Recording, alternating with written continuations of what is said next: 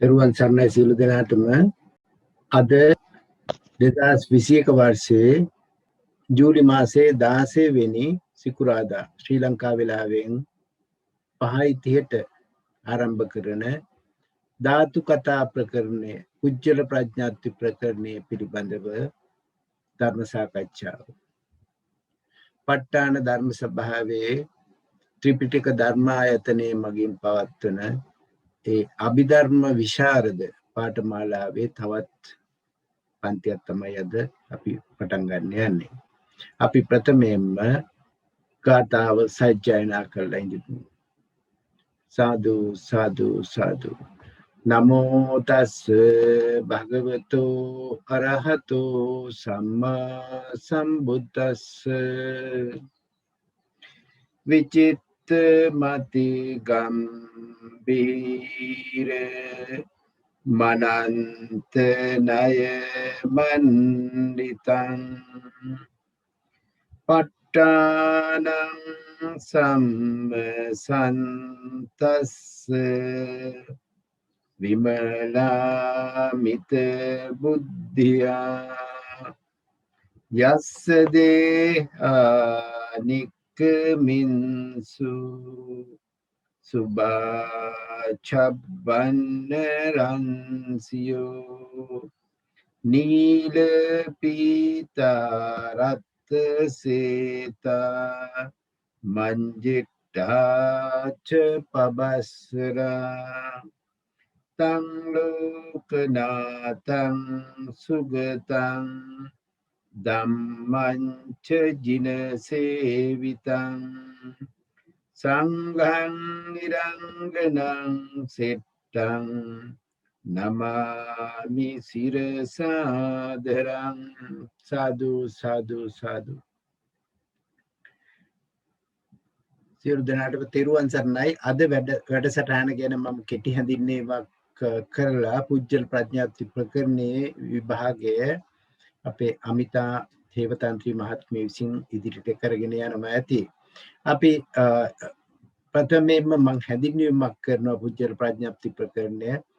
ඊට ප්‍රථම අපිට පසුගිය සතියේදී යම් කිසි විමසීමට යුතු කරුණක් තිබුණා. ඒ කාරණේ අපි විමසලා ඉඳිමු. මේ 14 වෙනි ණය ක්‍රමේදී අපි කල්පනා කරොත් 14 වෙනි ණය ක්‍රමය මම හිතන්නේ මහත්මීන්ට මතක ඇති විරිය ඉන්ද්‍රියේන සමාධි ඉන්ද්‍රියේන යේ ධම්මා කියන කාණ්ඩේ කොහොමද අපි කරන්නේ කියන අදහසක් ආවා. මේ කාරණේ ගැන යම්කිසි කාරණයක් විමසන්න තියෙනවා නම් මහත්මීන්ට විමසන්න පුළුවන්. මෙන්න මෙහිමයි. දැන් අපිට මේ ඉන්ද්‍රිය ස්වභාවයයි චෛතසිකවල තියෙන චෛතසිකවල සාමාන්‍ය ස්වභාවයයි අතර වෙනස අපි තේරුම් ගන්න ඕන. විශේෂයෙන්ම අපි අභිධර්ම විශාරද කෙනෙක් වෙනවා නම් අපිට කියන්න පුළුවන් වෙන්න ඕන චෛතසික ධර්ම 52ක් තියෙනවා. ඒ චෛතසික ධර්ම ඒ සිත්වල යෙදෙනකොට චිත්තෝත්පාදයේ යෙදෙනකොට ඒ චෛතසික වල ගුණ වෙනස් වෙනවා. මං කිව්වොත් මෙහෙම කුසල් සිතක චෛතසික 38ක් වැඩ කරනවා. කුසල් සිතේ යෙදෙන ඒ චෛතසික 38ම කුසල් සිතේ යෙදෙන වෙලාවේ කුසලයෝ. අකුසල් සිතක යෙදෙන චෛතසික අපි හිතමු ලෝභ සහගත අකුසල් සිතක් කියලා. ලෝභ සහගත ඒ සිතේ යෙදෙන චෛතසික 21ක් යෙදෙනවා.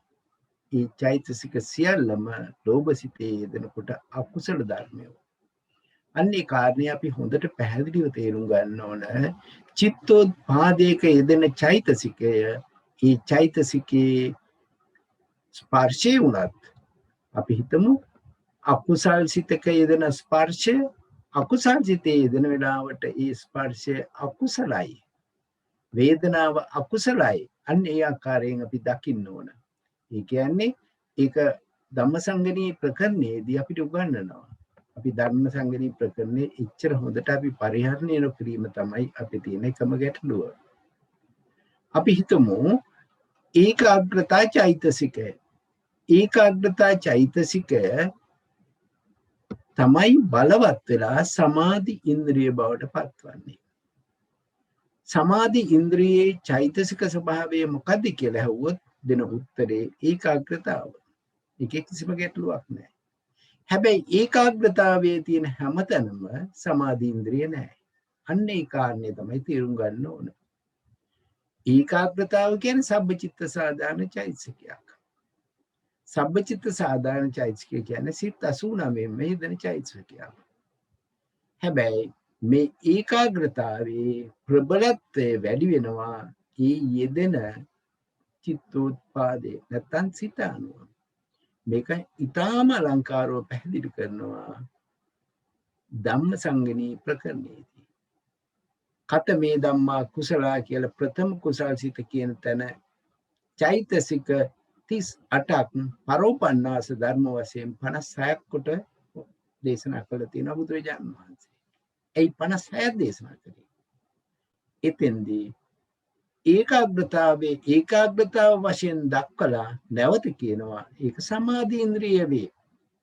ඒ චෛතසිකේම සමාධි බල වේ. අන්න ඒ ආකාරයෙන් ඒ චෛතසිකවල ගුණාංග ප්‍රකට වෙන ආකාරයෙන් තමයි චිත්තෝත්පාද කාණ්ඩයේදී විභාග කරලා තියෙන්නේ. අපිට වෙන කොහෙවත් ඩොකියුමන්ට් එකක් බලන්න ඕනේ නැහැ. ධම්මසංගණී ප්‍රකරණේ ඊටාම ඇති. ධම්මසංගණී ප්‍රකරණේ හරියාකාරව අපි නැවත විනිශ්චය කරොත් මේ සියලුම ධර්ම එතන ප්‍රකටව පෙන්වුම් කරනවා. එතකොට සමාධි ඉන්ද්‍රිය වශයෙන් ඉන්ද්‍රිය ධර්ම වශයෙන් වැඩ කරන්නේ මෙන්න මේ සිත්වල. දෙපස් විඥාන සිත්වල ඒකාග්‍රතාවයමයි. ඒක සමාධි ඉන්ද්‍රිය බවට පත්වන්නේ නැහැ. ඊට පස්සේ මනෝ ධාතුවේත් ඒකාග්‍රතාවයේ වශයෙන් පවතින්නේ සමාධි ඉන්ද්‍රිය බවට පත්වන්නේ නැහැ. ඊට පස්සේ සම්තිර්ණ සිත් තුනෙත් ඒක ඒකාග්‍රතාවයමයි සමාධි ඉන්ද්‍රිය බවට පත්වන්නේ නැහැ.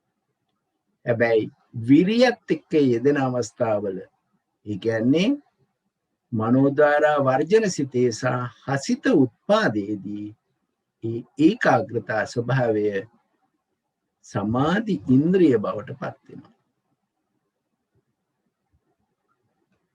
අන්න ඒ කාරණය තේරුනොත් අපිට තේරෙනවා මේ සමාධි ඉන්ද්‍රියනේ යෙදම්මා කියනකොට ඒ සමාධි ඉන්ද්‍රියත් එක්ක සම්ප්‍රයුක්ත වෙන සිත් 72ක් තියෙනවා. සර්ව සම්පූර්ණ සිත් 72යි. ඒ 72ේදී 17ක සම්ප්‍රයුක්ත වෙන්නේ නැහැ සමාධි ඉන්ද්‍රිය. ඒකාග්‍රතාව සම්ප්‍රයුක්ත වෙනවා. හැබැයි සමාධි ඉන්ද්‍රිය ස්වභාවයෙන් සම්ප්‍රයුක්ත වෙන්නේ නැහැ. එතකොට විප්‍රයෝග වෙන ධර්ම දෙපස් විඥාන, මනෝ ධාතුව, සම්තිර්ණ සිත් තුන, විචිකිච්ඡා සිත, රූප 28 නිර්වාණය.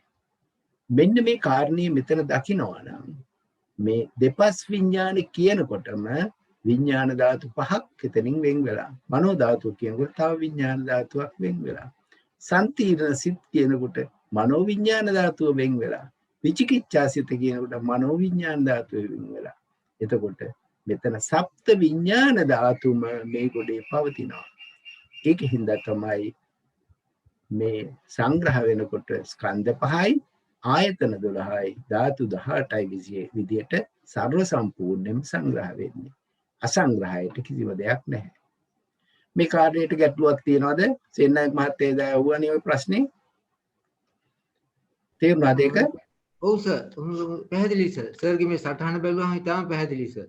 ගොඩාක් පිං සර්. තේරුම් ගන්න ඕනේ මෙන්න මේක. අපි මේ විශේෂයෙන්ම අපි අභිධර්මාචාර්ය වෙනවට වඩා දැන් අපි විචාරද භාවයට පත් වෙනකොට අපි මේ ධර්මවල සිතේ ඒ සිතේ යෙදෙනකොට ඒ චෛතසිකයේ ස්වභාවය වෙනස් වෙනවා. අන්න ඒක තේරුම් ගන්න ඕන. ඒක තේරුම් ගන්න මම පෙන්නන්නම් ධම්මසංගණියේ මේක පෙන්눔 කරලා තියෙන තැන. අපි ධම්මසංගණියේ නැවත කියුවට කමක් නැහැ. ධම්මසංගණිය කරන පන්තියකට සම්බන්ධ වුණත් කමක් නැහැ. ධම්මසංගණය ඉගෙන ගන්න ඕන අපි හැමදාම ඉගෙන ගන්න ඕන තියෙන පොතක්. මෙන්න මේක මම මෙතන පෙන්වන්න හිතුවා. මෙන්න බලන්න. මේ අකුසල විපාක පංච විඥානයෝ මේ ධම්මසංගණයේ චිත්තෝත්පාද කාණ්ඩේ කවර ධර්මයෝ අව්‍යාකෘත බෙතිද යත් කියන එකට තියෙන උත්තරේ. මේ අව්‍යාකෘත ධර්මයෝ විස්තර කරන තැන. යම් කලක අකුසල කර්මය කළ බැවින් මේක අකුසල විපාක නිසා විපාක විඥානයක් පහළ වෙනවා. ඒ විඥාන මේ පහම එකට එකතු කරලා තියෙන්නේ. ඒ පහම එකතු වෙනකොට මෙන්න වෙන උපදින ධර්ම ස්පර්ශය වෙයි. ස්පර්ශය කොහොමදත් වෙන්න ඕන? වේදනාව වෙයි, සංඥා වෙයි, චේතනා වෙයි, චිත්තය වෙයි, දුක්ඛය වෙයි. මේ දුක්ඛය වෙයි කියන්නේ මේ කාය විඥාන ධාතුව සඳහා තමයි ලියලා තියෙන්නේ. මෙන්න මේක නිසා ඒකින්ද දුක්ඛය වෙයි. චිත්ත ඒකාග්‍රතාවය වෙයි. මේ තමයි ඒකාග්‍රතා චෛතසිකය. මනේන්ද්‍රිය වේ, දුක්ඛේන්ද්‍රිය වේ, ජීවිතේන්ද්‍රිය වේ. මෙතන නැහැ විරිය ඉන්ද්‍රියෙන්නෙත් නැහැ, සමාධි ඉන්ද්‍රියෙන්නෙත් නැහැ. අන්න ඔය කාරණේ අපි තේරුම් ගන්න ඕන. මේ ඒකාග්‍රතා ස්වභාවය එතන තියෙන්නේ පහළ මට්ටමක. මේ ඒකාග්‍රතාවය කියන චෛතසිකය තමයි සමාධි ඉන්ද්‍රිය බවට පත් වෙන්නේ, සමාධි බලයේ බවට පත් වෙන්නේ, උපචාර සමාධිය බවට පත් වෙන්නේ මේ ඒකාග්‍රතා චෛතසික ස්වභාවය. දැන් බලන්න මේක තවත් දුරට ගිහිල්ලා අකුසල විපාක මනෝ ධාතුව. මනෝ ධාතුව අපි දන්නවා මනෝ ධාතුව සම්පටිච්ඡන දෙකයි. පංචද්වාරව මේ සම්පටිච්ඡන සිත. එතකොට චිත්ත ඒකාග්‍රතා හෝති. හැබැයි මෙතන සමාධි ඉන්ද්‍රිය වෙන්නේ නැහැ. ඒක පැහැදිලිව තියෙනවා.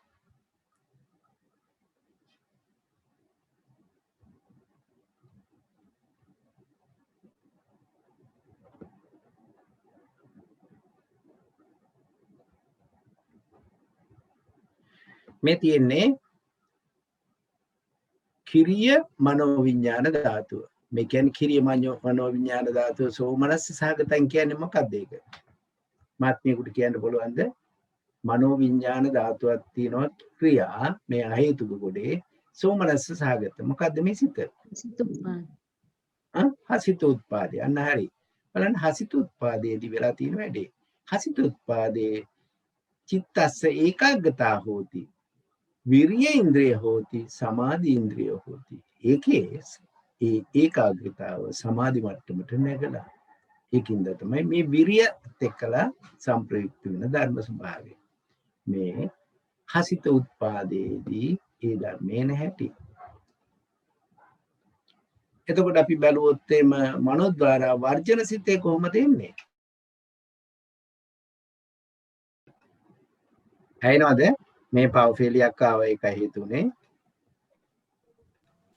දැන් ඇහෙනවා සර්. ඔව් මේ පවෆෙලියක් ආවා. ඒකින්ද මේ data connection එක කැඩුනා. දැන් ආපහු සම්බන්ධ වුණා. දැන් එතකොට මේ කාරණේ මට පැහැදිලි කරන්න ඕන තිබුණේ මේ කොහොමද මේ ධර්ම ස්වභාවයල් දකින්නේ?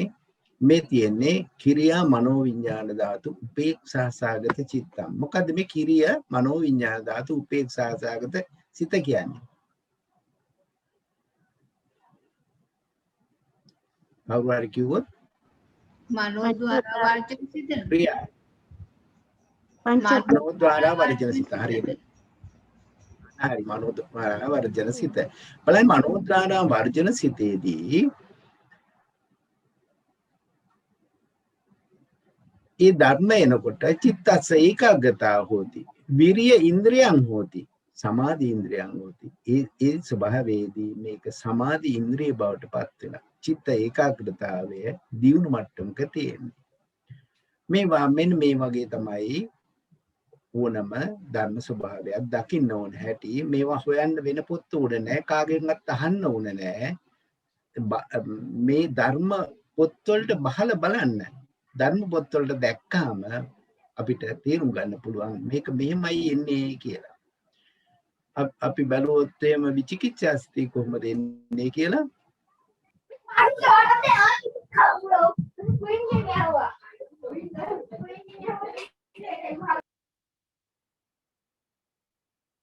විචිකිච්ඡා සිතේ කොහොමද එන්නේ කියලා බැලුවොත් එහෙම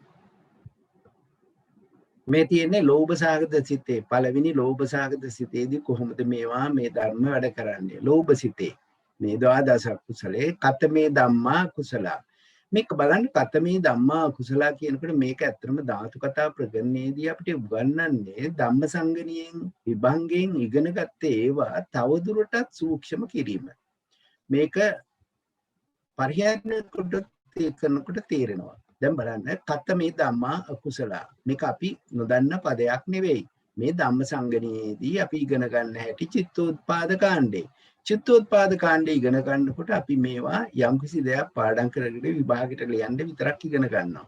ඒක තමයි අපේ තියෙන වැරද්ද. අපි මමත් එක්ක කියන්නේ අපි ඉගෙන ගන්න ඕනේ ඒක ධර්මයේ ඉගෙන ගන්න විදියට. මේකේ තුල සියලුම ධර්ම ගැබ් වෙලා තියෙනවා. දැන් බලන්න කතමේ ධම්මා අකුසල. මෙතකොට අකුසල කියනකොට මේ සිත විතරද මෙතන අකුසල වෙලා තියෙන්නේ. පොඩ්ඩක් බලන්න. මේකේ තියෙන්නේ චේතනා හෝති චිත්තං හෝති සිත තියෙන්නේ එක තැනක විතරයි චිත්තං හෝති මේ අනිකේ ඔක්කොම අකුසල විතක්කෝ හෝති ඒක අකුසලයක් විචාරයෝ හෝති අකුසලයක් ප්‍රීති හෝති අකුසලයක් සුඛං එතන අකුසලයක් චිත්ත ඒකාග්‍රතාවයේ අකුසලයි විරිය ඉන්ද්‍රිය අකුසලයි සමාධි ඉන්ද්‍රිය අකුසලයි මේවා ඔක්කොම අකුසල ඒ චෛතසික 52 තුල තියෙන සබ්බචිත්ත සාධාරණ චෛතසික උනත් යෙදෙන චිත්තෝත්පාදේ අනුව ඒ ගුණ ගන්නවා අන්නේ ගුණ ගැනීම පෙන්눔 කිරීම තමයි මේ ධාතු කතා ප්‍රකරණයේදී ඊටාම ප්‍රකටව පෙන්눔 කරන දේ ඒක අපි නිකන් ස්පර්ශය කිව්වහම ස්පර්ශය කියන එක චක්කු විඤ්ඤාණ ධාතුවත් එක්කලා යෙදෙන ස්පර්ශය නෙවෙයි සෝත විඤ්ඤාණ ධාතුවත් එක්ක යෙදෙන ස්පර්ශය අපිට මතකයි ඒක නවවෙනි ණය ක්‍රමේදී සංප්‍රයුක්තයෙන් සංප්‍රයුක්ති කියන තැන සැරයක් කියනවා චක්කු විඤ්ඤාණ ධාතුවත් එක්කලා කුමක්ද සංප්‍රයුක්ත වෙන්නේ කියලා. චක්කු විඤ්ඤාණ ධාතුවත් එක්ක කුමක්ද සංප්‍රයුක්ත වෙන්නේ?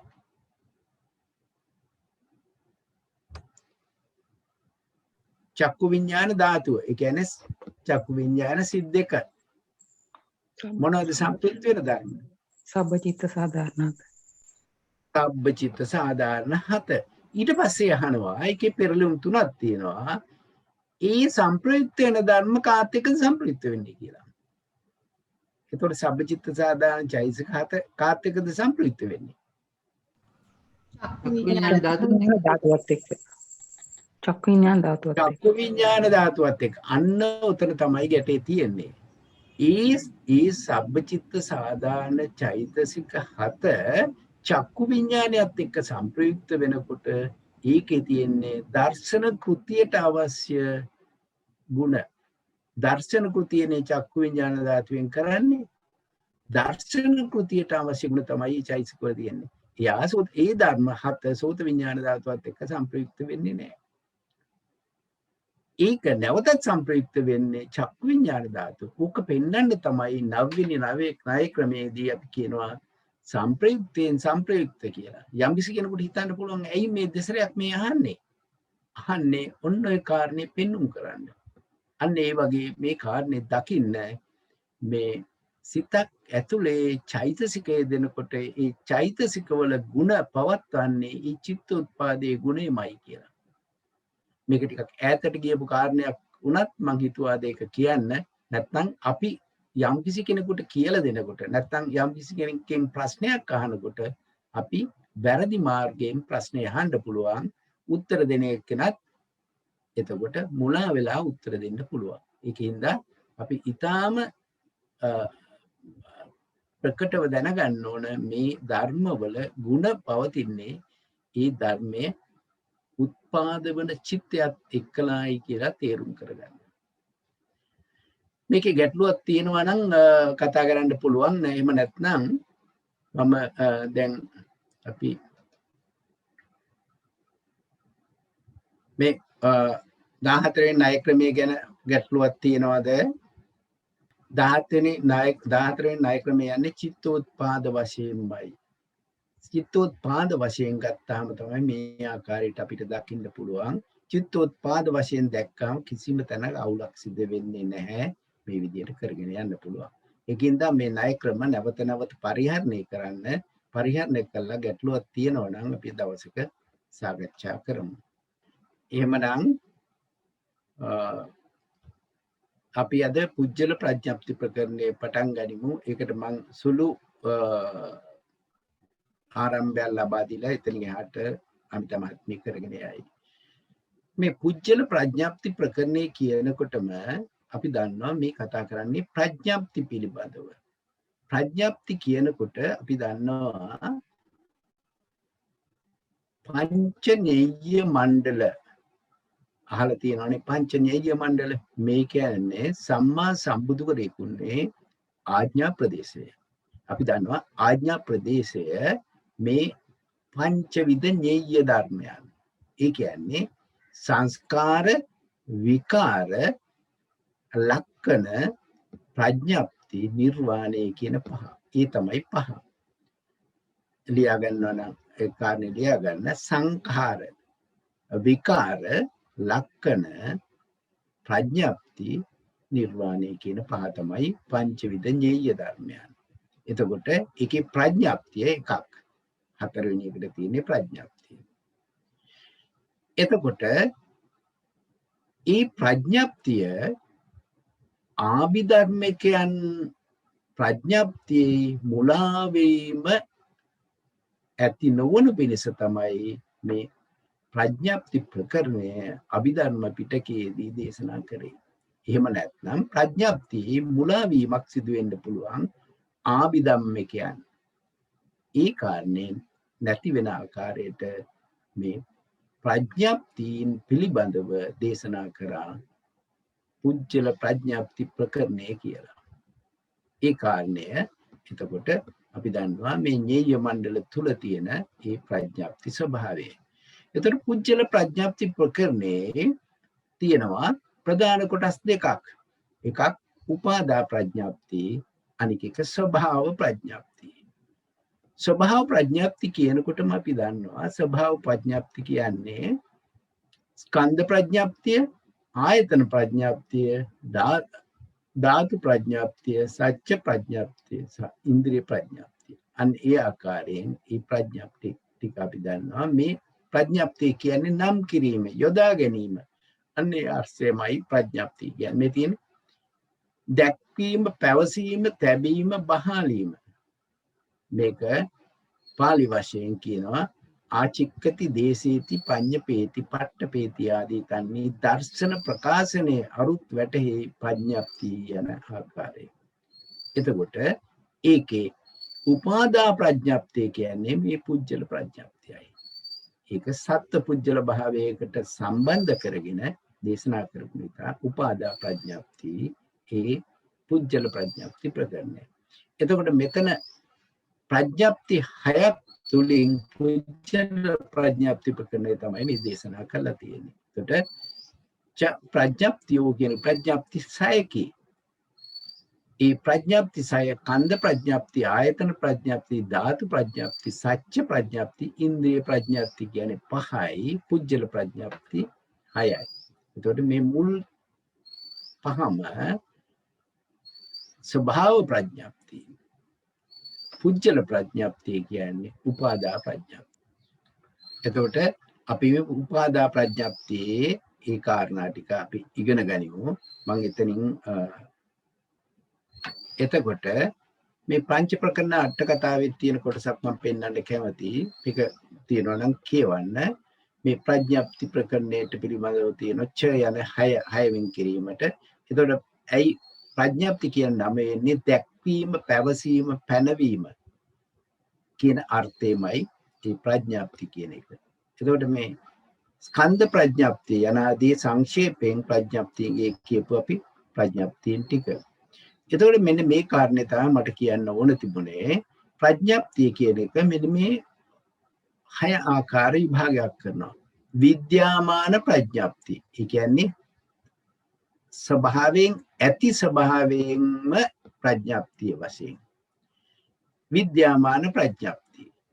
අනික එක අවිද්‍යාමාන ප්‍රඥාප්තිය. තුන්වෙනි එක විද්‍යාමානයෙන් අවිද්‍යාමාන ප්‍රඥාප්තිය. ඊට පස්සේ හතරවෙනි එක අවිද්‍යාමානයෙන් විද්‍යාමාන ප්‍රඥාප්තිය.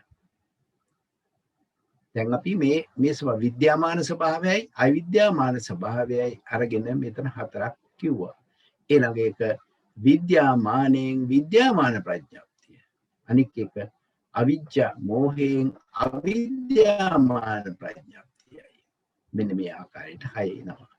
එහි මේක උදාහරණයක් විදිහට කිව්වොත් කුසල් අකුසල් වශයෙන් සත්‍යාර්ථ පරමාර්ථ වශයෙන් විද්‍යාමානවදී පවතින ධර්ම විද්‍යාමාන ප්‍රඥාප්ති.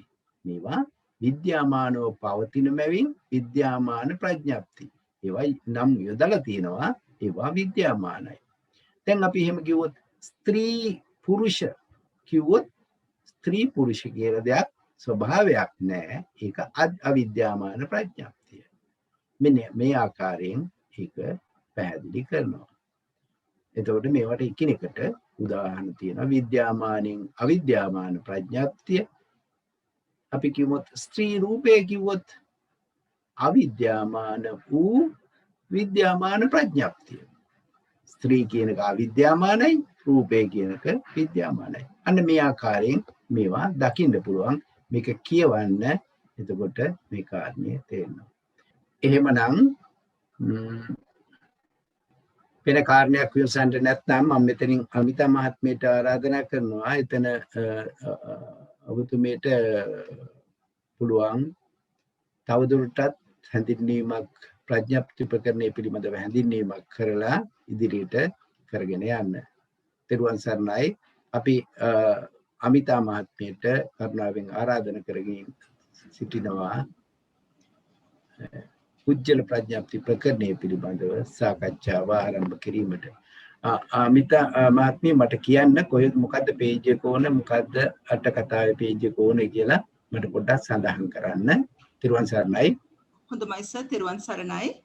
තෙරුවන් සරණයි සෑම දිනාටම.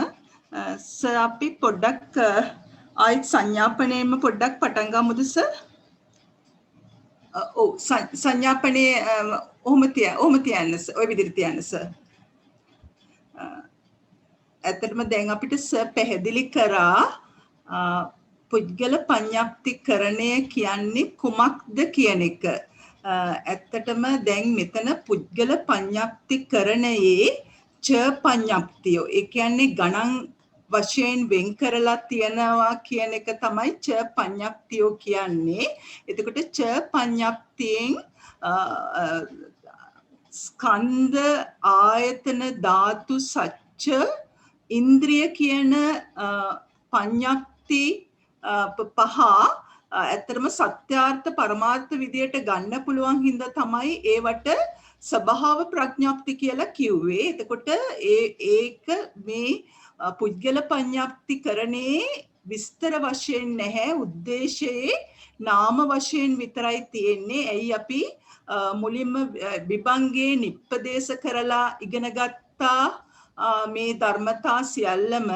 ඒ වගේම අපි ධාතු කතාවේදී සාතිශය විදියට මේ තුදුස් ණය කියන්නේ 14 ණය ක්‍රමයකින් අපි දීර්ඝ වශයෙන් මේ ස්කන්ධ ආයතන ධාතු සච්ච ඉන්ද්‍රිය කියන පඤ්ඤාප්ති පහ ඒ කියන්නේ ස්වභාව වශයෙන් සත්‍යාර්ථ පරමාර්ථ වශයෙන් අපි ඉගෙනගෙන තියෙන නිසා මේ පඤ්ඤාප්ති ඒ කියන්නේ මේ පඤ්ඤාප්ති කියන විදියට ඒ කියන්නේ බුදුහාමුදුරුවෝ දේශනා කරලා තියෙන භාගලා මේ නාමයන් හැටියට බහා තියෙන භාවය උද්දේශයන් විදියට විතරයි මේ පළවෙනි පඤ්ඤාප්ති පහ දේශනා කරලා තියෙන්නේ. එතකොට මෙතන පුද්ගල පඤ්ඤාප්තියට තමයි මූලික වශයෙන්ම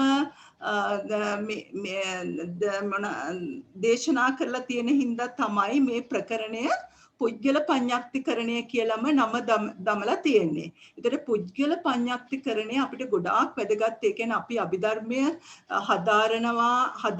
හදාරලා එතකොට අපිට පුද්ගලයාව හඳුනා ගන්න. ඒ කියන්නේ පුද්ගලයාගේ ආධ්‍යාත්මික ස්වභාවය හඳුරගන්න බුදුරජාණන් වහන්සේ කරලා තියෙන දේශනාව, ගැඹුරු දේශනාව පුද්ගල පඤ්ඤාක්තිකරණය තරම් ගැඹුරු දේශනාවක් පුද්ගලයා සම්බන්ධව තවත් නැති තරම් මේ කියන්නේ විස්තර කරන ආකාරය. කියන්නේ එතකොට මේ පුද්ගල පඤ්ඤාක්තිකරණයේ හැදෑරීම අපි සෑම කෙනාගේම ජීවිතයේ ලොකුම සම්දිස්ථානයක් වෙනවා. ඇයි අපි අඳුරගන්නවා අපි මොන වගේ පුද්ගලයෙක්ද? අපි ඉන්නේ කොතනද? අපි යා යුත්තේ කොතනටද?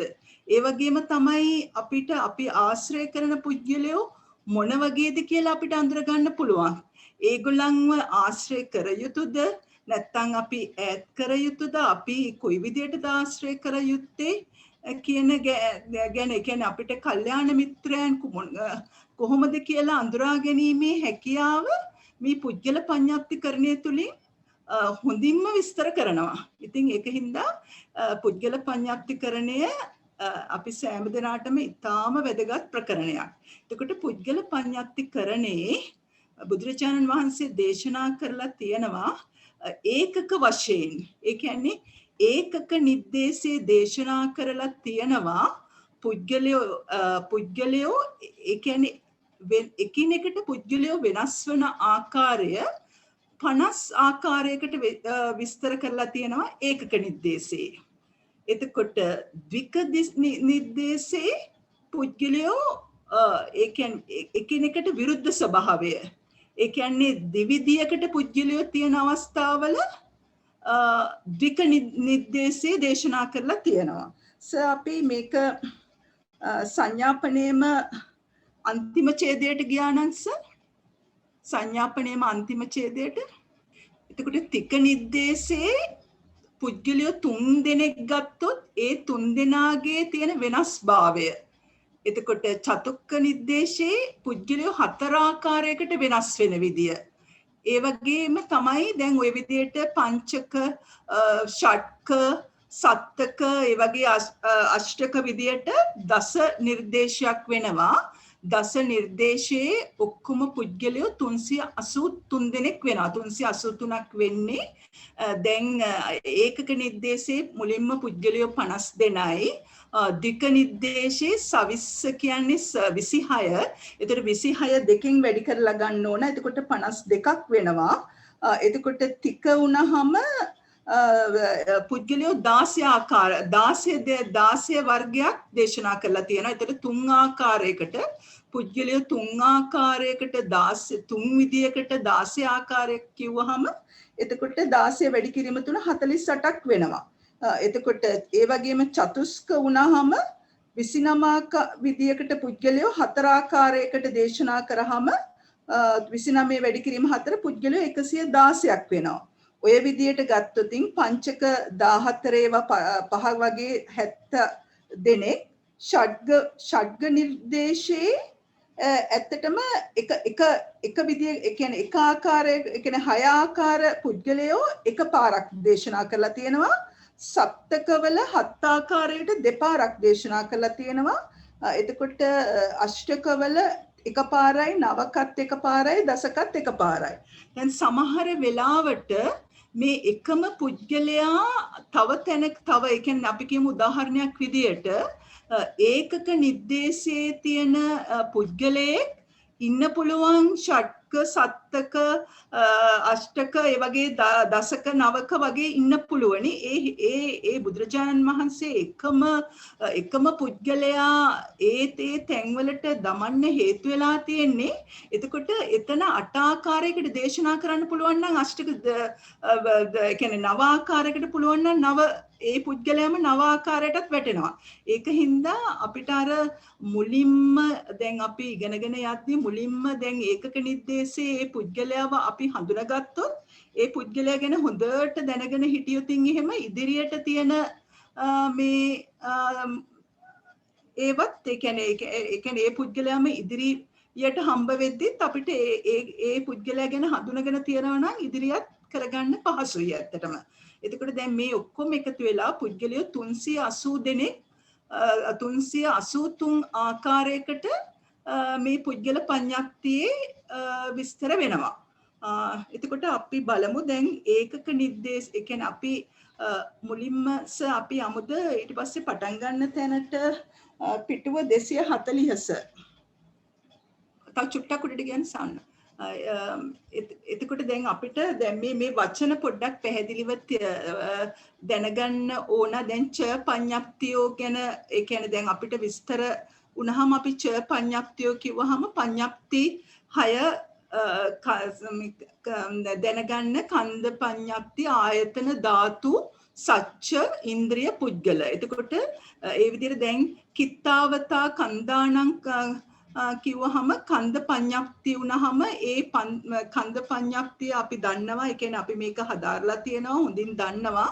එතකොට මෙතනදී ಉದ್ದೇಶයේ හැටියට විතරයි මේ ඒ කියන්නේ කෙතෙක් ආයතනයන් කෙතෙක් ස්කන්ධයන් ස්කන්ධ ප්‍රඥප්ති වෙනවද කියන එක කිත්තාව දැන් ගොඩක් වෙලාවට ප්‍රශ්නවලට උනත් ඉදිරියට ඒ කියන්නේ පාලි නමින් තමයි අහන්නේ කිත්තාවතා ආයතනානං ආයතන පඤ්ඤප්ති විදියට ඇහුවාම එතකොට අපිට මේ ಉದ್ದೇಶය තමයි ඇත්තටම පුද්ගල පඤ්ඤප්තියේ තියෙන්නේ. එතකොට කිත්තාවතා ආයතනං ආයතන පඤ්ඤප්ති වුණාම එතකොට ආයතන ටික තමයි ආය කියන්නේ ಉದ್ದೇಶය විදියට විතරයි මේ පුද්ගල පඤ්ඤප්ති සඳහන් කරලා තියෙන්නේ. එතකොට ඒ වගේම කිත්තාවතා ධාතුණං ධාතු පඤ්ඤප්ති, කිත්තාවතා සච්චාණං සච්ච පඤ්ඤප්ති, කිත්තාවතා ඉන්ද්‍රියාණං ඉන්ද්‍රිය පඤ්ඤප්ති කියලා. එතකොට ඒ ඔක්කොම ඒ කියන්නේ ස්වභාව ප්‍රඥප්ති ಉದ್ದೇಶ විදියට දේශනා කරලා තියෙනවා. ඊට පස්සේ පුද්ගල පඤ්ඤප්තියේ ಉದ್ದೇಶයයි නිर्देशයයි කියලා මේ බෙදලා තියෙනවා. එතකොට ಉದ್ದೇಶයේ හැම පුද්ගලයෙක්ම මාතෘකා විදියට දේශනා කරලා තියෙනවා. එතකොට ඒකක මේ විදියට වෙනම, ද්වික විදියට වෙනම, තික විදියට වෙනම ಉದ್ದೇಶයේ ඒ කියන්නේ බැලුවොතින් හැම පුද්ගලයාගේම නම් වශයෙන් ಉದ್ದೇಶයේදී මේ හඳුන්වලා තියෙනවා. එතකොට මේක ඇත්තටම මේ එක එක දේ මේ කියන්නේ ඒකක දේ මාතිකාවලට අයිති පුද්ගලයෝ 50ක ඒ කියන්නේ මේවා ඔයගොල්ලෝ කටපාඩමින් පොඩ්ඩක් ඒ කියන්නේ කටපාඩමින් කියන්නේ කටපාඩම් කිරීමකුත් නෙවෙයි. ඒ කියන්නේ අවබෝධ කරගත්තාම මේක යන පිළිවෙලක් තියෙනවා. ඒ කියන්නේ ඒ යන පිළිවෙල ඒ කියන්නේ ඇත්තටම මේ ඒ කියන්නේ උඩ ඒ කියන්නේ අඩු තැනක ඉඳන් ඉහළට හරි එහෙම නැත්නම් පහළ තැනක ඉඳන් ඉහළට හරි ඒ කියන්නේ ඉහළ තැනක ඉඳන් පල්ලෙහාට හරි ඒ වගේ දේශනා කරලා තියෙන පිළිවෙලක් තියෙනවා. ඒ විදිහට එහෙම බලලා ඒ නම් ටික මතක තියාගන්න ඒක ගොඩක් වැදගත් වෙනවා. ඒ මේ ඒකක ද්වික ටික ඒ වගේ පුද්ගලයෝ ගැන හඳුන්වන්න කියලා කිව්වොත් අපිට අඳුර ගන්න. එතකොට අපි නිर्देशයටම ගිහිල්ලා වෙන වෙනම මේ පුද්ගලයන්ව අඳුනගමු. 262 මෙතන කියන්නේ කතමෝච පුද්ගලෝ සමය විමුක්තෝ. සමය විමුක්තෝ කියන්නේ කලින් කලට ඒ කියන්නේ සමය කතමෝච්ච පුද්ගලෝ සමය විමුක්තෝ කලින් කලට ඒ කියන්නේ සමයෙන් සමයට කියන්නේ කලින් කලට අෂ්ට විමෝක්ඛේ කායේන පූසිත්වා විහෙරති. එතකොට අෂ්ට විමෝක්ෂ කියන්නේ අෂ්ට සමාපatti කියන්නේ අපි දන්නවා රූපාවචර ධානයත් අරූපාවචර ධානයත් අෂ්ට සමාපatti පුද්ගලයෝ නාමකයින් ඒ කියන්නේ නාමකයින් පූසිත්වා විහෙරති. එතකොට මෙතන මේ පුද්ගලයෝ සමය විමුක්ත කිව්වහම කලින් කලට ඒ කියන්නේ කලින් කලට තමයි නාමකය ස්පර්ශ කරලා වෙසෙන්නේ. එතකොට පඤ්ඤාය වස්ස චස්ස දිස්වා ඒකචේව ආසවා පරික්ඛිනා හෝති. එතකොට ඒකචේව එතකොට ඒකචේව වුණාම ඒ කියන්නේ ඇතැම් ආශ්‍රව තමයි ෂය කරලා තියෙන්නේ. එතකොට ඇතැම් ආශ්‍රව ෂය වුණා කිව්වහම මොන වගේ පුද්ගලයන්ද? ආශ්‍රව ඇතම් ආශ්‍රව කිව්වහම සෝවාන් සකදාගාමි අනාගාමි. ඔව් පෘථග්ජන පුජ්‍යලෝ ගන්න බෑ මේ ගොඩට. ඒ කියන්නේ දැන් අෂ්ට සමාපatti ලාභීන් ඉන්න පුළුවන්, පෘථග්ජන පුජ්‍යලයන්ගෙත් ඉන්න පුළුවන්. නමුත් පෘථග්ජන පුජ්‍යලයා මෙතෙන්ට ගැනෙන්නේ නැහැ. ඇයි?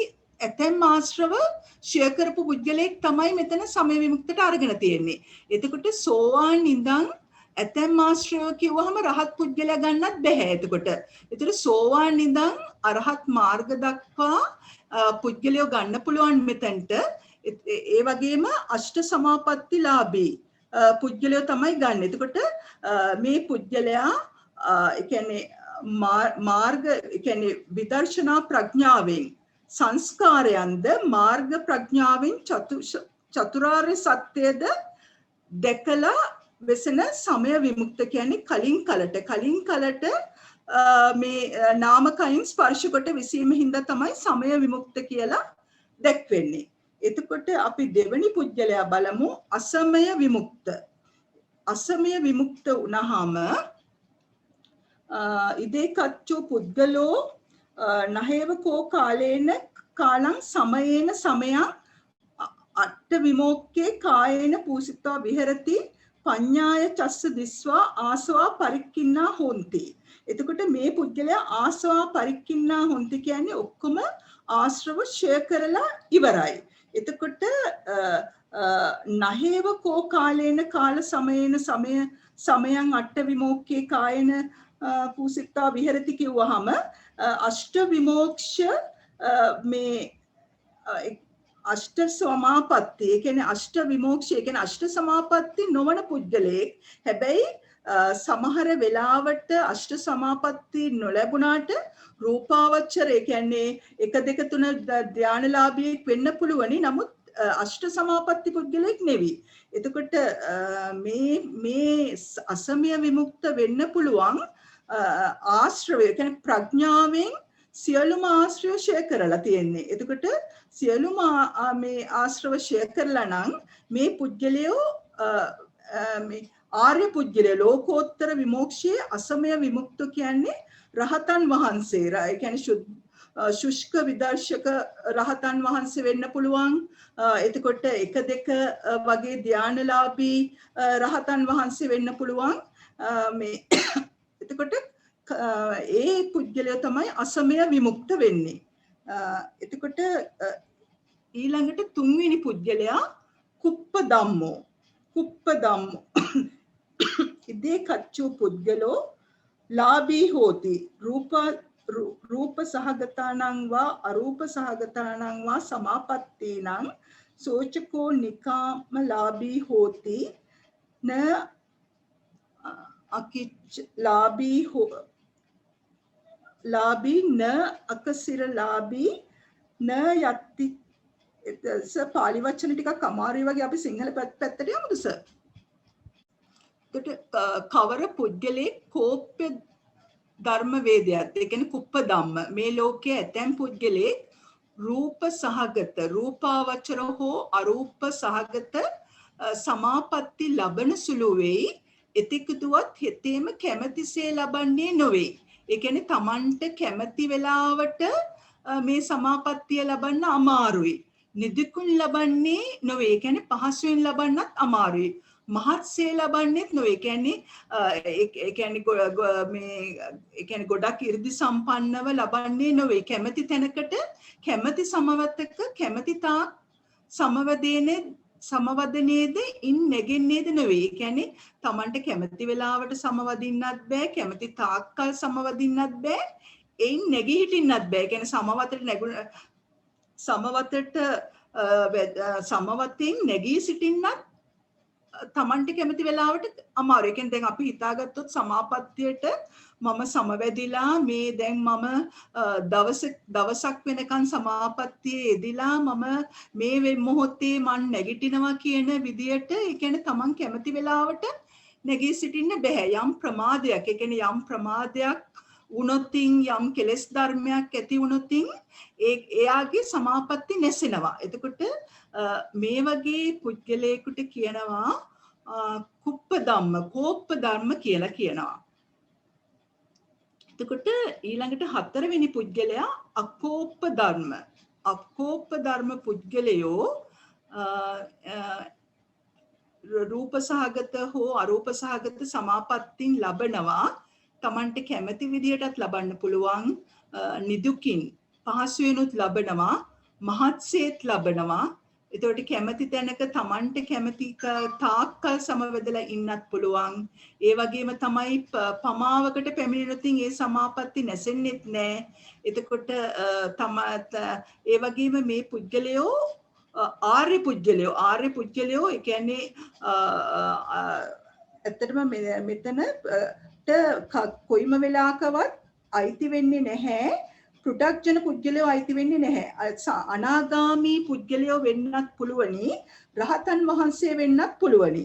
එතකොට අනාගාමී නිරෝධ සමාපත්තියට පත් වෙන හරි රහත් හරි ආර්යයන් වහන්සේලාට විතරයි Tamante කැමති විදියට සමාපත්තියට පැමිණිලා කැමති විදියට සමාපත්තියෙන් නැගී සිටින්න පුළුවන් වෙන්නේ. එතකොට හතරවෙනි පුද්ගලයාට අයිති වෙන්නේ අනාගාමී වහන්සේ රහතන් වහන්සේලායි තමයි අයිති වෙන්නේ.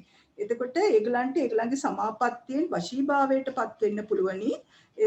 දැන් කුප්ප ධම්ම පුද්ගලයන්ට වශීභාවයට පත් වෙන්න බෑ. ඒගොල්ලෝ පෘථග්ජන වෙන්න පුළුවන්, සෝවාන් වෙන්න පුළුවන්, සකදාගාමි වෙන්න පුළුවනි. නමුත් මේ අනාගාමීවත් රහත්වත් වෙන්නේ නැහැ කෝප ධර්ම පුද්ගලයෝ. එතකොට අකුප්ප ධම්ම පුද්ගලයෝ තමයි අනාගාමී හරි රහත් හරි වෙන්න පුළුවන්. එතකොට මෙතනට වෙනකම් පැහැදිලිද? අමිතා මහත්මිය සමා වෙන මම සේනානායක. අමිතා මහත්මිය මේ පුද්ගලයෝ හතර දෙනා වෙනස්කම් ඇති තියෙන්නේ. ඒ කියන්නේ ඒගොල්ලන්ගේ මේ විඥානය අනුවද කොහොමද වෙනසක් ඇති වෙන්නේ පුද්ගලයා අතර? එහෙම නැත්නම් මෙතන දැන් අපි බැලුවොතින් දැන් පළවෙනි පුද්ගලයයි දෙවෙනි පුද්ගලයයි අතර වෙනස ගත්තොතින් පළවෙනි පුද්ගලයා අෂ්ට සමාපත්තිලාභී.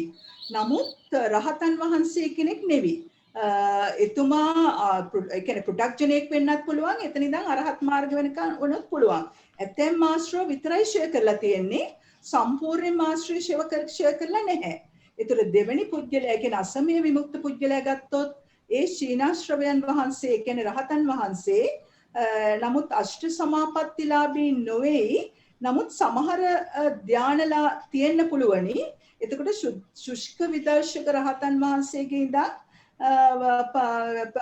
කියන්නේ ප්‍රථම ද්විතීය ධානලාභීන් වෙන්න පුළුවන් අසමය විමුක්ත පුද්ගලයන්ට. එතකොට කෝප ධර්මයි අකෝප ධර්මයි අතර වෙනස තමයි කෝප ධර්ම කියන්නේ කුප්ප ධම්ම පුද්ගලයා ප්‍රමාදයකින් එයාගේ සමාපatti කැඩෙන්න පුළුවන්. ඒ කියන්නේ මේ කෙලෙස් සම්පූර්ණයෙන්ම කෙලෙස් ප්‍රහාණය කළා නෑනේ. ඒ කියන්නේ පෘථග්ජන ඉඳන් සකදාගාමි වෙනකන් පුද්ගලයා තමයි මේකට අයිති වෙන්නේ. ඒ කියන්නේ සම්පූර්ණ කෙලෙස් ප්‍රහාණය කළා නැති හින්දා සමාපatti කැඩෙන්න පුළුවන්. කෙලෙස් ඇති වුණොතින් සමාපatti බිඳෙන්න පුළුවනි.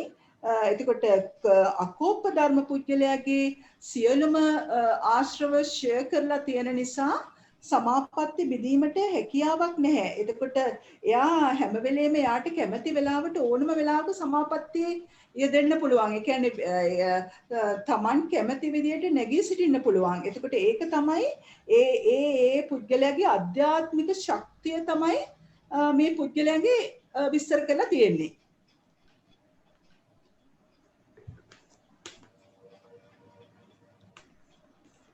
ඒක පැහැදිලිද සේනානායක මහත්මයා? තෙරුවන් සරණයි. මම මේක පොඩ්ඩක් මේ පොඩ්ඩක් මදි වගේ මේ පැහැදිලි කරන තව ටිකක් පැහැදිලි කරන්න හොඳයි. මෙන්න මේකේ අට කතාව තෙරුවන් සරණයි අමිතා මහත්මියන් අට කතාවේ තන ඔබතුමීට විස්තර කරන්න පුළුවන්. අකුප්ප ධම්ම නිද්දේශී කියලාද රද්දට ප්‍රතිපක්ෂ වශයෙන් මේ අකුප්ප ධම්මෝ යනවානේ මේ ඒ කියපු ආකාරෙම තමයි අෂ්ට සමාපත්තිලාභී අනාගාමියාද සීනාශ්‍රවයාද යන දෙදෙනාට නමකි. මේ ඒ විස්තර කරපු ආකාරයටම ඔබතුමේ විස්තර කරන්න මම මේ මට කතාවෙන් මේ ගෙනාවේ තෙන්ට. ඔව් දැන් එතන පැහැදිලි කරනවා දැක්කද ඔවුන්ගේ සමාධිය උවදුරු සහිතයි කියලා කියනවා. උවදුරු සහිතයි කියන්නේ උවදුරු සහිත නොවේ කියලා කියන. ඒ උවදුරු සහිත නොවේ වෙන්නේ විදර්ශනා උවදුරු දහම් මනාව විස්කම්බිතය.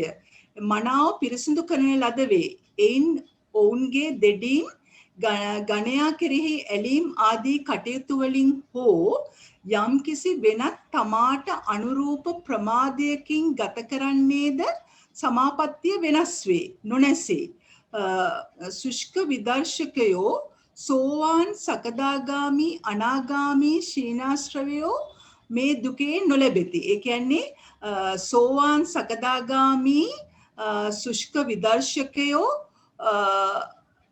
අනාගාමි හැබැයි අනාගාමි ශීනාශ්‍රවය උඩින් පෙන්නනවා. ඒ කියන්නේ මෙතනට ඒ කියන්නේ අනාගාමි ශීනාශ්‍රවය සමාපatti නැත්තම් අෂ්ට සමාපatti නැත්තම් මෙතන දෙන්නේ නැහැ.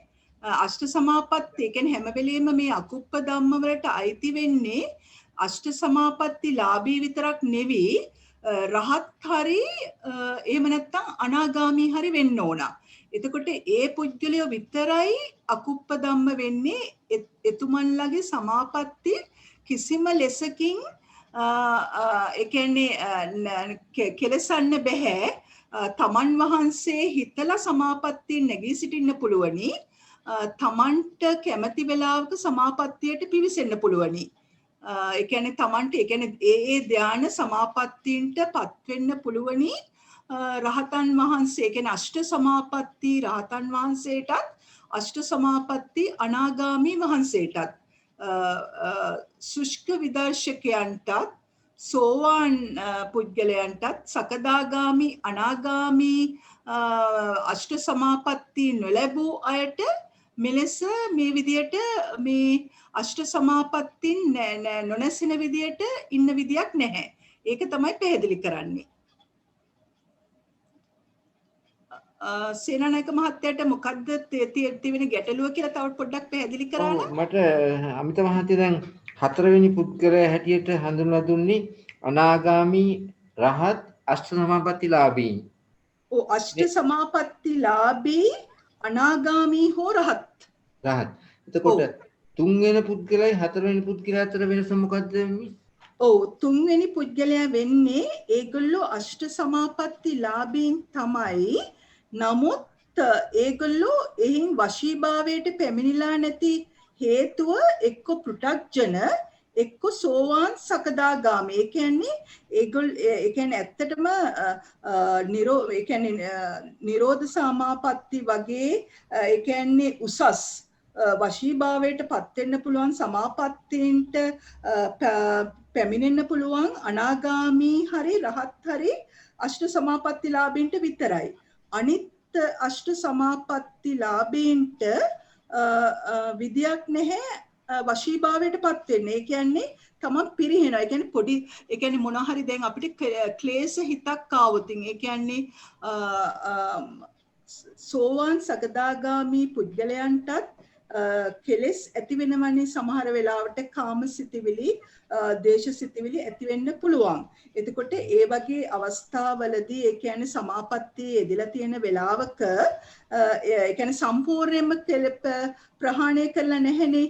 ඒක නිසා ඒ කියන්නේ කාමසිතවිල්ලක් හරි දේශසිතවිල්ලක් හරි ඇති වුණොතින් ඒ සමාපත්තීන් පිරෙහෙන්න පුළුවන්. ඒකයි තියෙන වෙනස එතන. ඒ කියන්නේ මෙතනට පෘථග්ජන පුද්ගලයොත් තියෙන ඉන්නවනේ අෂ්ට සමාපatti පෘථග්ජන පුද්ගලයොත් තියෙන්න පුළුවන්. සෝවාන් පුද්ගලයෝ ඉන්නත් පුළුවන්. සකදාගාමී කියන්නේ පංච නීවරණ ධර්ම සම්පූර්ණයෙන් යටපත් කර නැති නිසා නේද මේ? ඔව් නැති නිසා ඒකයි. ඒ කියන්නේ එතකොට දැන් ගොඩක් වෙලාවට ඔය ධාන බිඳෙනන්නේ ගොඩක්ම කාමරාගය, පටිගය වගේ දේවල් වලින්නේ මේ ඒ කියන්නේ අෂ්ට සමාපත්තීන් ලාභින්ගේ ගොඩක් වෙලාවට තමන්ගේ ධාන බෙදෙන්නේ ඒ වගේ සිතිවිලි ආවහම. එතකොට ඒ වගේ අවස්ථාවක් ඇති වෙන්නේ නැහැ අනාගාමී වහන්සේටත් රහත් වහන්සේටත්. එතකොට ඒක තමයි එතන තියෙන වෙනස. කුප්ප ධම්මවලත් අකුප්ප ධම්මවලත් තියෙන වෙනස. ඒක පැහැදිලි. විභාගෙට එහෙමත් මේ ප්‍රශ්න ඇවිල්ලා තියෙනවා මේක. ඔව් ඒ කියන්නේ මේක ඇත්තටම මේ හතරේ ගොඩක් වැදගත්. නිතර අහලා තියෙනවා. සමාවෙන්නේ තෙරුවල් කියන්නේ ඇහෙන්නේ ඔබතුමී කතා කරන එක. දැන් මෙතන අට කතාවේ පෙන්නනවා ඒ කියන්නේ දැන් මෙතන මේ කුප්පදම්ම පුද්ගලයෙකුට දැන් සමවතට සමවදින්න ගියාම මේ ආත්මය මම සතරසිංහ කතා කරන මහත්මිය ඇහෙන්නේ ඕ මම මට ප්‍රශ්නේ උනේ උපදම්ම පුද්ගලයා කිව්වහම යා මේ සුෂ්ඨලාභී අනාගාමීන් වහන්සේ හරි සහ රහතන් වහන්සේ ශීන ශ්‍රාවකයා ඒ දෙදෙනාද නැත්නම් එයා අෂ්ටලාභී වෙන්න ඕනේ නෑ නේද? අෂ්ට සමාපatti ලාභී වුණොත්නේ තමන්ට කැමති වෙලාවට සමවතට ලබන්න පුළුවනුයි තමන් කැමති තාක් සමවතේ රැඳිලා තියෙන්න පුළුවනුයි මහත්සේ ලබන්න පුළුවනුයි ඉන් නැගී සිටින්න පුළුවනුයි අෂ්ට සමාපත්තිලාභියෙක් වෙන්න ඕන. ඒ කියන්නේ හැම ශීනාශ්‍රවයන් වහන්සේවත් හැම අනාගාමී වහන්සේවත් සමාපත්තිලාභියෙක් වෙන්නේ ධාන වඩලා ඒ කියන්නේ නේව සංඥා නාසඤ්ඤා ධානයත් එක් වඩලා පුද්ගලයා තමයි. ඒ කියන්නේ රූපාවචර ධාන මේ වලින් ඊට පස්සේ අරූපාවචර ධාන දක්වා වඩපු පුද්ගලයා තමයි අෂ්ට සමාපත්තිලාභී. එතකොට අෂ්ට සමාපත්තිලාභී අනාගාමී වහන්සේ හෝ රහතන් වහන්සේට පමණයි තමන්ට කැමති තාක් කැමති සමවතක මේ මහත්සේ තමන් කැමති විදියට සමවතට සමවැදිලා ඒ වගේම නැගී සිටීමේ හැකියාවක් පවතින්නේ. සමාවෙන්න මේ අමිත මහත්මිය එතකොට අසමේ විමුක්ත පුද්ගලයයි අකෝප පුද්ගලයයි අතර වෙනස මොකද? සමය විමුක්ත පුද්ගලයා අෂ්ට සමාපත්තිලාභී. නමුත් සමහර ආශ්‍රව විතරයි ක්ෂය කරලා තියෙන්නේ. සියලුම ආශ්‍රව ක්ෂය කරලා නැහැ. ඒ කියන්නේ සමය විමුක්ත වෙන්න නම් ඒ කියන්නේ තමන් කලින් කළ අසමය විමුක්ත පුද්ගලයයි අකෝප පුද්ගලයයි අතර වෙනස.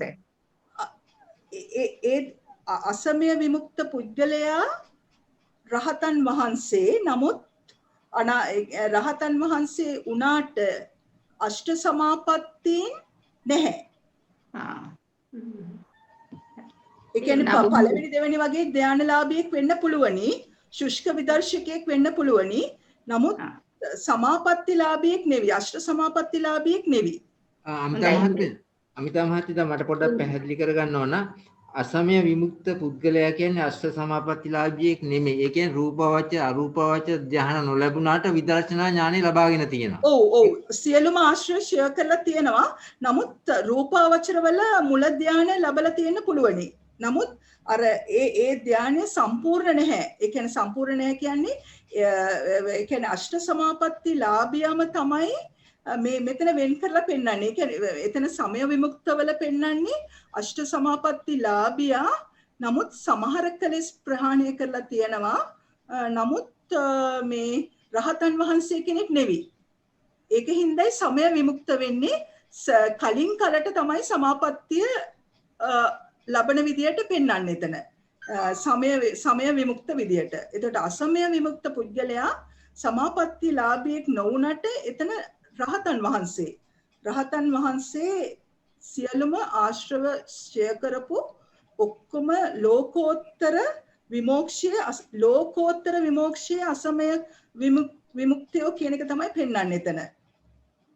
එතකොට එතන සුෂ්ක විදර්ශක රහතන් වහන්සේද? ඔව් ශුෂ්ක විදර්ශක රහතන් වහන්සේ විතරක් නෙවෙයි රූපාවචර 1 2 ධාන වගේ ලාභීන් මේ රහතන් වහන්සේත් මේ කොටසට අයිති.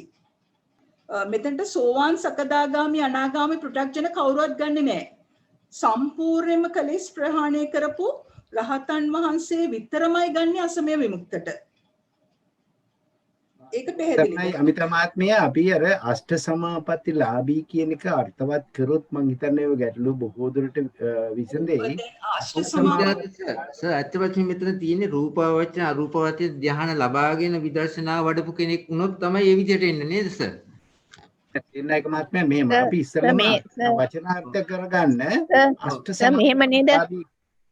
අෂ්ට සමාපatti කියන්නේ රූපාවචර ධාන 4යි අරූපාවචර ධාන 4යි අටම ලබාගත්ත කෙනාට තමයි අෂ්ට සමාපත්තිලාභිය කියන්නේ.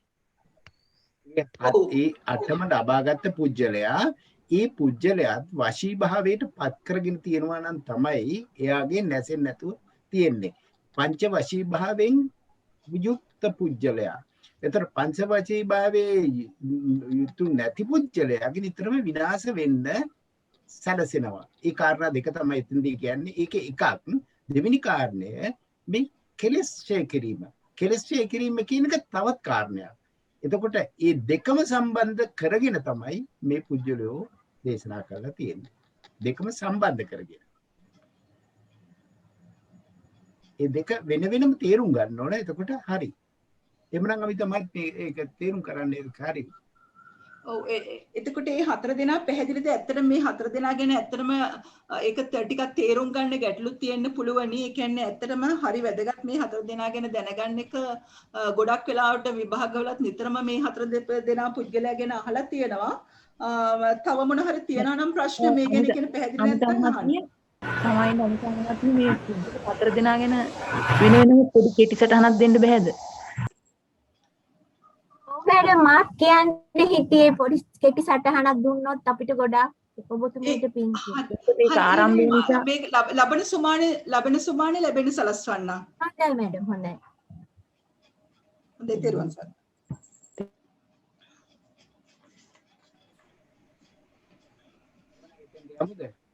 ඔව් එතකොට පස්වෙනි පුද්ගලයා ගැන ඇත්තටම පස්වෙනි පුද්ගලයා කියන්නේ පරිහාන ධම්ම පුද්ගලයා. එතකොට පරිහාන ධම්ම පුද්ගලයා කුප්ප ධම්ම පුද්ගලයා හා සමානයි. සර් 265 පිටුවට යන්න ඕන සර්. පෙළේ පරිහාන ධම්ම පුද්ගලයා වුණාම මේ ලෝකයේ ඇතැම් පුද්ගලයෙක් රූපසහගත හෝ අරූපසහගත හෝ සමාපත්තීන් ලබන සුළු වෙයි. එතෙකුතුවත් හෙතේම කැමැතිසේ ලබන්නේ නොවේ. නිදුකින් ලබන්නේ නොවේ. විපුලව ලබන්නේ නොවේ. කැමැති තැනක කැමැති සමවතකට කැමැති තාක් සමවදනේ ඉන් නැගෙන්නේත් නොවේ. යම්බදු පමාවකට පැමිණ ඒ පුද්ගලයාගේ සමාපත්තීන්ගෙන් පිරිහෙන්නේ නම් ඒ තෙල කරුණ විද්‍යාමාන වේ. ඒ පුද්ගල පරිහාන ධම්මයයි කියනු ලැබේ. ඇත්තට මේ පරිහාන ධම්ම පුද්ගලයා කියන්නේ කුප්ප ධම්ම පුද්ගලයා වගේම තමයි. එතකොට ඒ කියන්නේ කුප්ප ධම්ම පුද්ගලයා මේ ඒ කියන්නේ පෘථග්ජන සෝවාන් සකදාගාමි වගේ පුද්ගලයෝ සමාපත්තියට ඉස්සෙල්ලාම් කිව්වා වගේම තමන්ට කැමති විදියට සමාපත්තිය ලබන්නත් බෑ. කැමති වෙලාවක් සමාපත්තිය රැඳෙන්නත් බෑ. නිදුකින් ලබන්නත් බෑ. මහත්සේ ලබන්නත් බෑ. කැමති සමවතක යෙදෙන්නත් බෑ. ඒ වගේම එයින් නැගී සිටින්නත් අමාරුයි. තමන් හිතන වෙලාවට නැගී සිටින්න බෑ. ඒ කියන්නේ තමන්ට කෙලෙස් ඇවිල්ලා සමාපත්තිය කැඩෙන්න පුළුවනි. නමුත් තමන් හිතන වෙලාවට තමන්ට නැගී සිටින්න බෑ. ඒ වගේ තමයි ඒ කියන්නේ පිරිහෙන පුද්ගලයා. ඒ කියන්නේ පරිහාන ධම්ම පුද්ගලයා කියයි කෝප්ප ධම්ම පුද්ගලයයි එක සමානයි. ඒ දෙකේම කරුණු දැනගෙන හිටියොත් තමන්ට එතකොට ඒ පුද්ගලයෝ දෙන්න එකම විදිය කියලා තේරුම් ගැනීම පහසුයි. එතකොට ඒ වගේම තමයි අපරිහාන ධර්ම පුද්ගලයා 6 වෙනි පුද්ගලයා අකුප්ප ධම්ම හා සමානයි.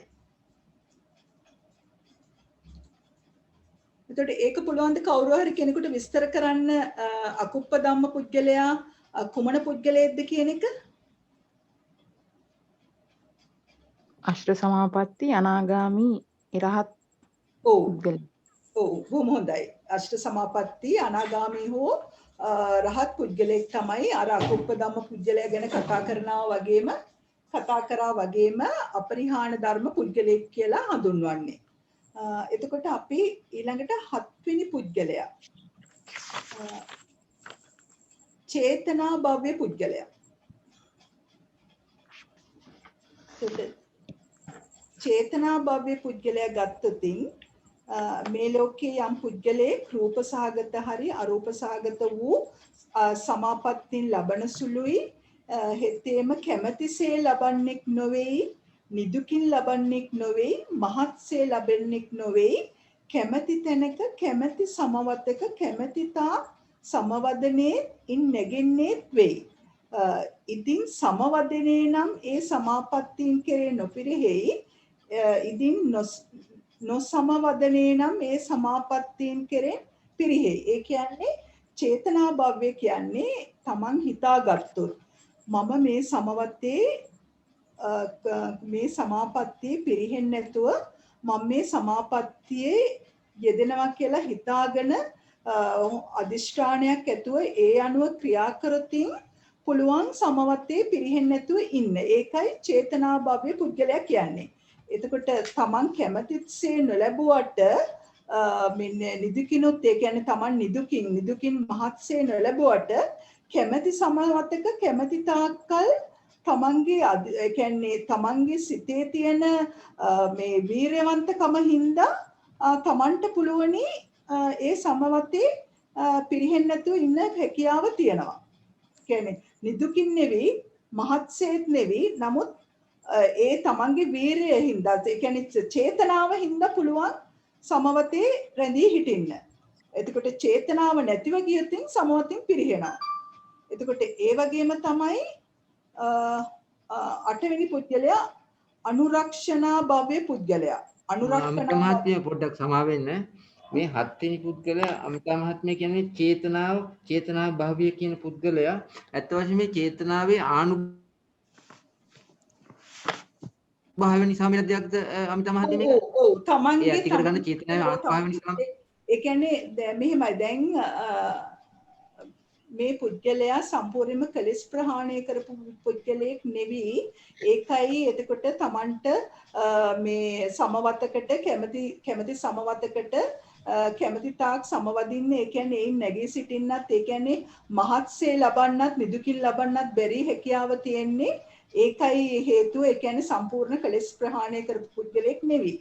නමුත් තමන්ගේ සිතේ තියෙන චේතනාව නිසා චේතනාවේ ශක්තිය නිසා පුළුවන් තමන්ගේ සමාපත්තිය පිරිහෙන්නේ නැතුව සමාපත්තියට වැදුනහම ඒ සමාපත්තිය රැක ගන්න පුළුවන්. ඒක තමයි චේතනා භව්‍ය කියන්නේ. පැහැදිලි යම් තමයි. එතකොට ඒ වගේම තමයි අනුරක්ෂණා භව්‍ය පුද්ගලයා. අනුරක්ෂණා භව්‍ය පුද්ගලයා මේ ලෝකයේ ඒ පුද්ගලයේ රූප සහගත වූ හෝ අරූප සහගත වූ සමාපatti ලබන සුළු වෙයි.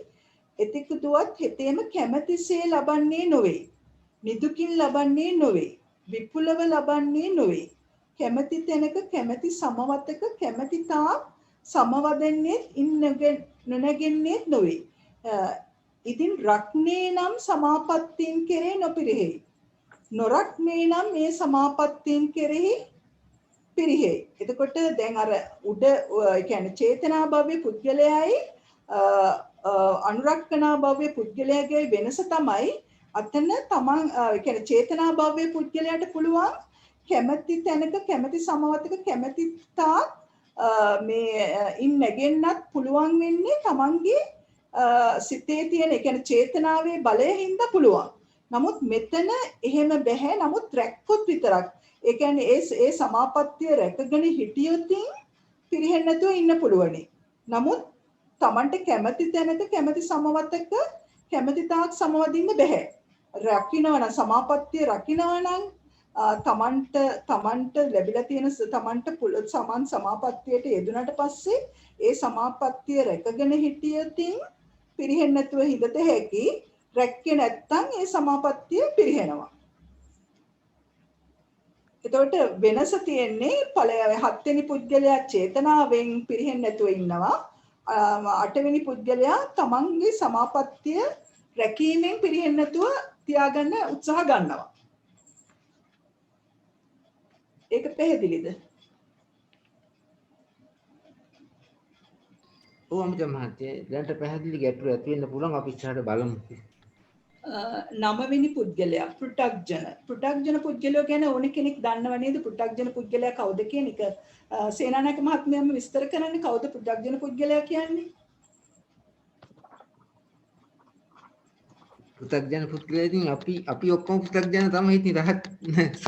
ඔව් දැන් එතකොට ඒ කියන්නේ පෘථග්ජන පුද්ගලයෝ කියන්නේ තුන් සංයෝජනයන් ප්‍රහාණය කරා විතරක් නෙවෙයි නොකර කරලා නැති විතරක් නෙවෙයි ඒ සංයෝජනය ප්‍රහාණය කිරීමට පිළිපන්නෙත් නැහැ. ඒ කියන්නේ පෘථග්ජන පුද්ගලයා සංයෝජන ධර්ම ප්‍රහාණය කරන්න පිළිපන්නෙත් නැහැ, ප්‍රහීන කරලත් නැහැ. එතකොට ඒ දෙකම එක්කහු වෙලා තමයි පෘථග්ජන පුද්ගලයෝ කියලා කියන්නේ. ඒතර තුන් සංයෝජනය ඔයගොල්ලෝ දන්නවා මේ කියන්නේ සක්කාය දිට්ඨි, විචිකිච්ඡා, සීලබ්බත, පරාමාස කියන තුන් සංයෝජනය ප්‍රහාණය කරලත් නැහැ, ප්‍රහාණය කරන්න පිළිපන්නෙත් නැහැ. එතකොට ඒ පුද්ගලයෝ පෘථග්ජන පුද්ගලයෝ. එතකොට 10 වෙනි පුද්ගලයා ගෝත්‍ර භූ. ගෝත්‍ර භූ කියන්නේ යම් ධර්ම කෙනෙකුට සමාන්තරව ආර්ය මාර්ගයාගේ පහළවීම. ඒ ධර්මයන්ගෙන් යුක්ත වූ පුද්ගලයා ගෝත්‍ර භූ. ඒ කියන්නේ පෘථග්ජන ගෝත්‍රයේ ඉක්මවලා පෘථග්ජන ගෝත්‍රයේ ඉක්මවලා යම් ධර්මයකට සමාන්තරව, ඒ කියන්නේ සෝවාන් මාර්ගයට සමාන්තරව පහළ, ඒ කියන්නේ යම් ආර්ය මාර්ගයාගේ සමාන්තරව ආර්ය මාර්ගයාගේ පහළ වෙන පුද්ගලයා තමයි ගෝත්‍ර භූ පුද්ගලයා කියලා හඳුන්වන්නේ. ඒ කාමාවචර භූමියේ තමයි ඉන්නේ නේද මිස්? ඔව්, කාමාවචර භූමියේ අවසාන අවස්ථා. ඒ කියන්නේ ඒ කියන්නේ මේ පෘථග්ජන ගෝත්‍රයේ ඉක්මවන අවස්ථාව. ඉක්මන අවස්ථාව. ඔව්. එතකොට සමානන්තර භාවය තමයි එතන කියන්නේ. ඊළඟ මොහොතම. ඊළඟ මොහොතම ආර්ය මාර්ගය. තෙරුවන් සරණයි. එතකොට ඊළඟට 11 බයෝපරත පුද්ගලයා, 12 අභයෝපරත පුද්ගලයා. එතකොට බයෝපරත පුද්ගලයා කියන්නේ පෘථග්ජන සිල්වත් පුද්ගලයාත් බයෝපරත ගොඩට දාන්නේ.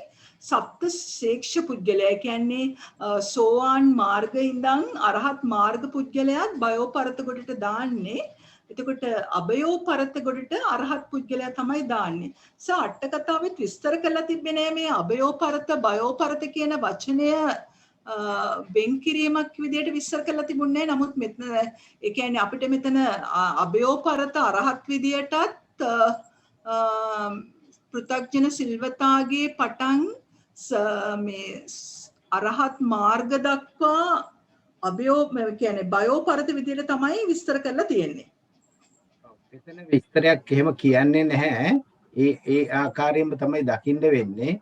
බයෝපරත අභයෝපරම ගෝත්‍ර ගුණිද්දේශේ ඊට පස්සේ නෑ විශේෂ විස්තරයක් කියන්නේ නැහැ. විශේෂ විස්තරයක් කියන්නේ නැහැ. ඔව් අපි ඒ විදිහට තමයි අපිට ඉතින් මතක තියාගන්න වෙන්නේ. බයෝපරත අභයෝපරත කිව්වහම අභයෝපරත රහත්, බයෝපරත වුණාම පෘථග්ජන සිල්වතාගේ පටන් අරහත් මාර්ගස්ත පුද්ගලයා දක්වා බයෝපරත. අට කතාවේ ඒ ටික තියන්න මේ කියන්නේ 13 වෙනි පුද්ගලයා අභ්‍යාගමන පුද්ගලයා ගැන කියන්නේ අබබ්බා ගමන පුද්ගලයා. අභව්‍යාගමන පුද්ගලයා ගැන මේක හරිම වැදගත්.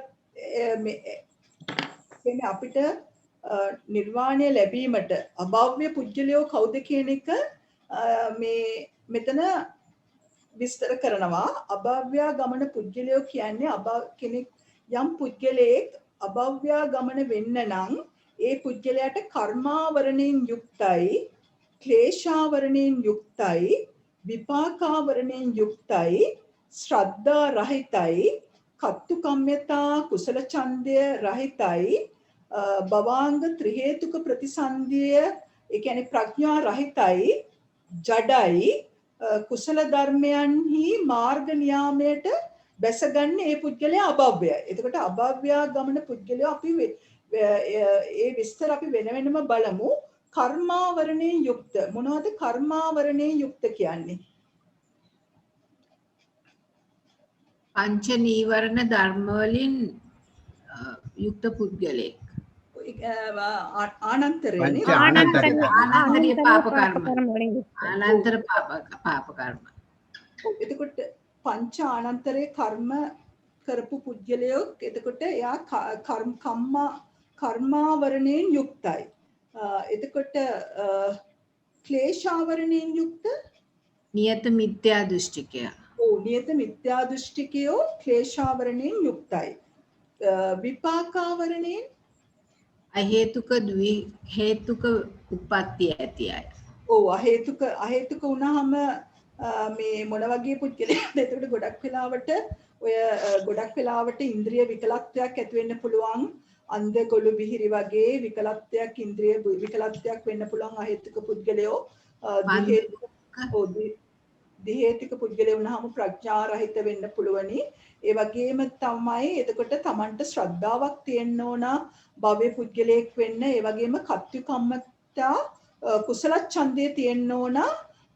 මේ කියන්නේ කුසල් කිරීමේ මේ භව්‍ය පුද්ගලයෙක් වීමට ඒ කියන්නේ මාර්ගඵල ලැබීමට Tamanට ඡන්දය තියෙන්න ඕන. ඒ වගේම ශ්‍රද්ධාව තියෙන්න ඕන.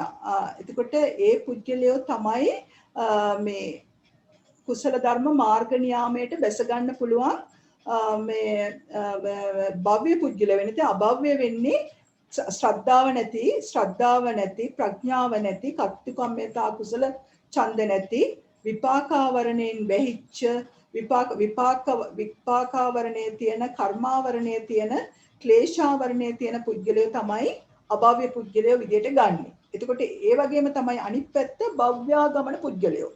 භව්‍යාගමන වුණාම කර්මාවරණයෙන් යුක්ත නොවූ ක්ලේශාවරණයෙන් යුක්ත නොවූ විපාකාවරණයෙන් යුක්ත නොවූ ශ්‍රද්ධා ඇති කත්තුකම්මතා කුසල ඡන්ද ඇති ප්‍රඥා ඇති කුසල ධර්ම මාර්ග නියාමයට බැස ගන්න භව්‍ය සුදුසු පුද්ගලයෝ තමයි.